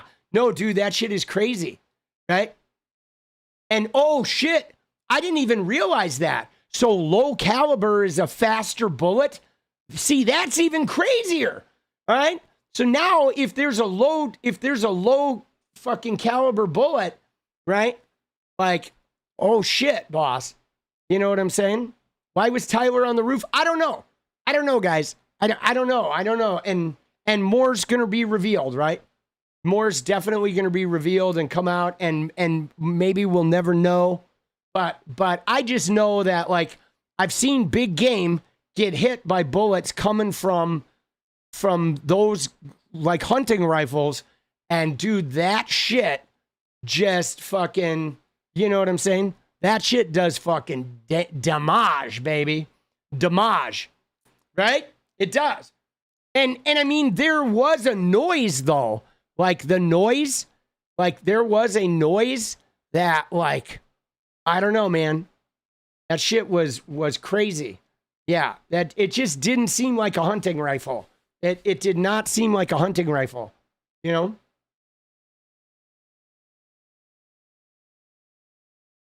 Trajectory was upwards. Maybe. It was a little hard to tell the trajectory, but right? Brainwashed in the net game, dude. Oh shit. You're German. You were in the military. Keeler, we love you, boss. All right, it's time though. You ready, dude? Dude, bro is coming. Doge refund checks. Dude, let's go. I'm ready, dude. It's time to dance, baby. It's time for the dance party. Let's get it going. It's time for me to go to work. Earn a honest day's living.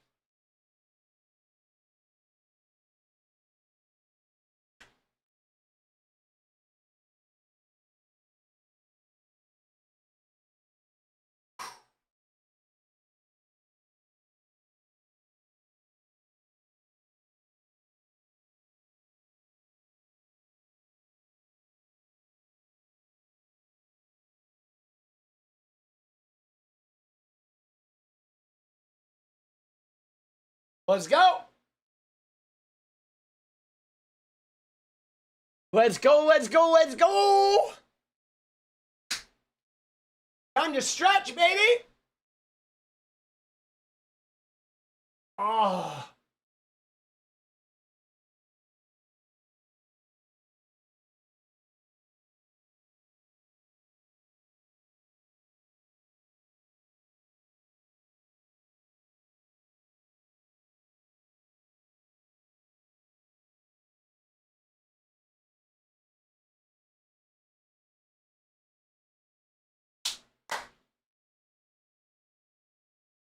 You guys ready? Are we ready? We ready for a little deja vu? Little deja vu? You guys ready? You gonna dance along? Let's go, baby! Oh, shit. Oh, feels good to stretch, dude. It does, boss. Oh, yeah. That chest open. Let's go, let's go, let's go. All right, here we go, baby. Time for a little deja vu. Thank you guys again for a great stream. Thank you guys for great conversations, right? And yeah, dude, I agree. True crime, people know there's more to this story. A lot of shit ain't adding up. And it comes down to TPUSA too, dude. They're behaving weird, man.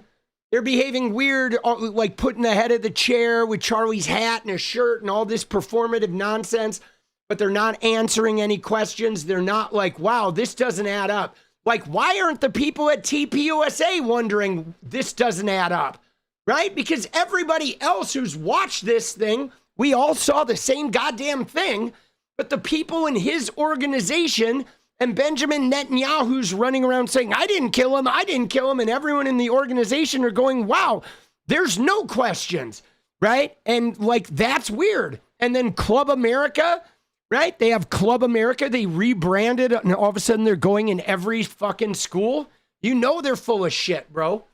You know, this is like a bone sawing, absolutely. This is like an MBS bone saw happening right in front of us, right? Dude, let's go. And dude, Erica Kirk, dude, she is the worst, man. She is the worst of the worst, dude. She is like, I want to watch her fucking like crumble. I want to watch her collapse like so badly. Dude, we're going to bring down TPUSA. It's like a personal goal, boss. We got to bring these guys down. You ready? But now we're going to dance, dude. Let's go. Oh. All right, here we go. Let's get it, baby. Oh, oh, oh.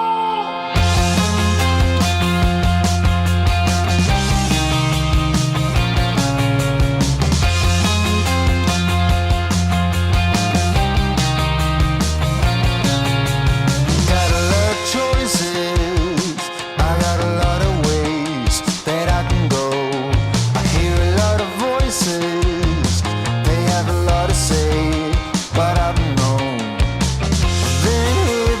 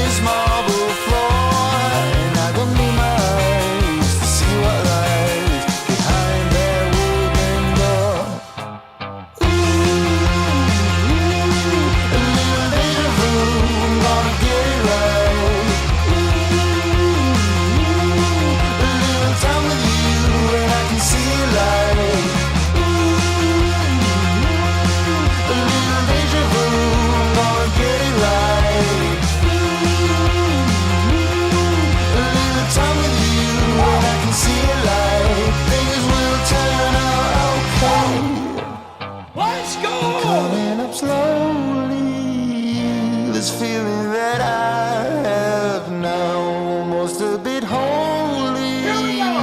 You know, Bring it home, baby. you make it out somehow.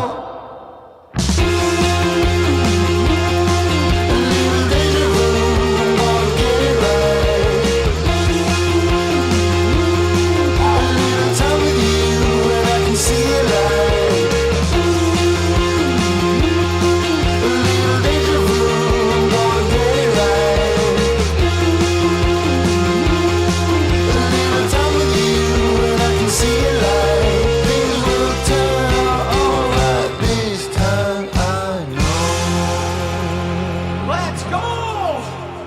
Oh, shit! Woo. Dude, that was a banger, bro. Oh, let's go.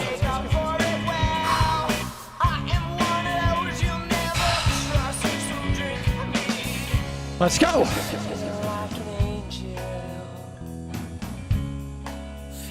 Woo.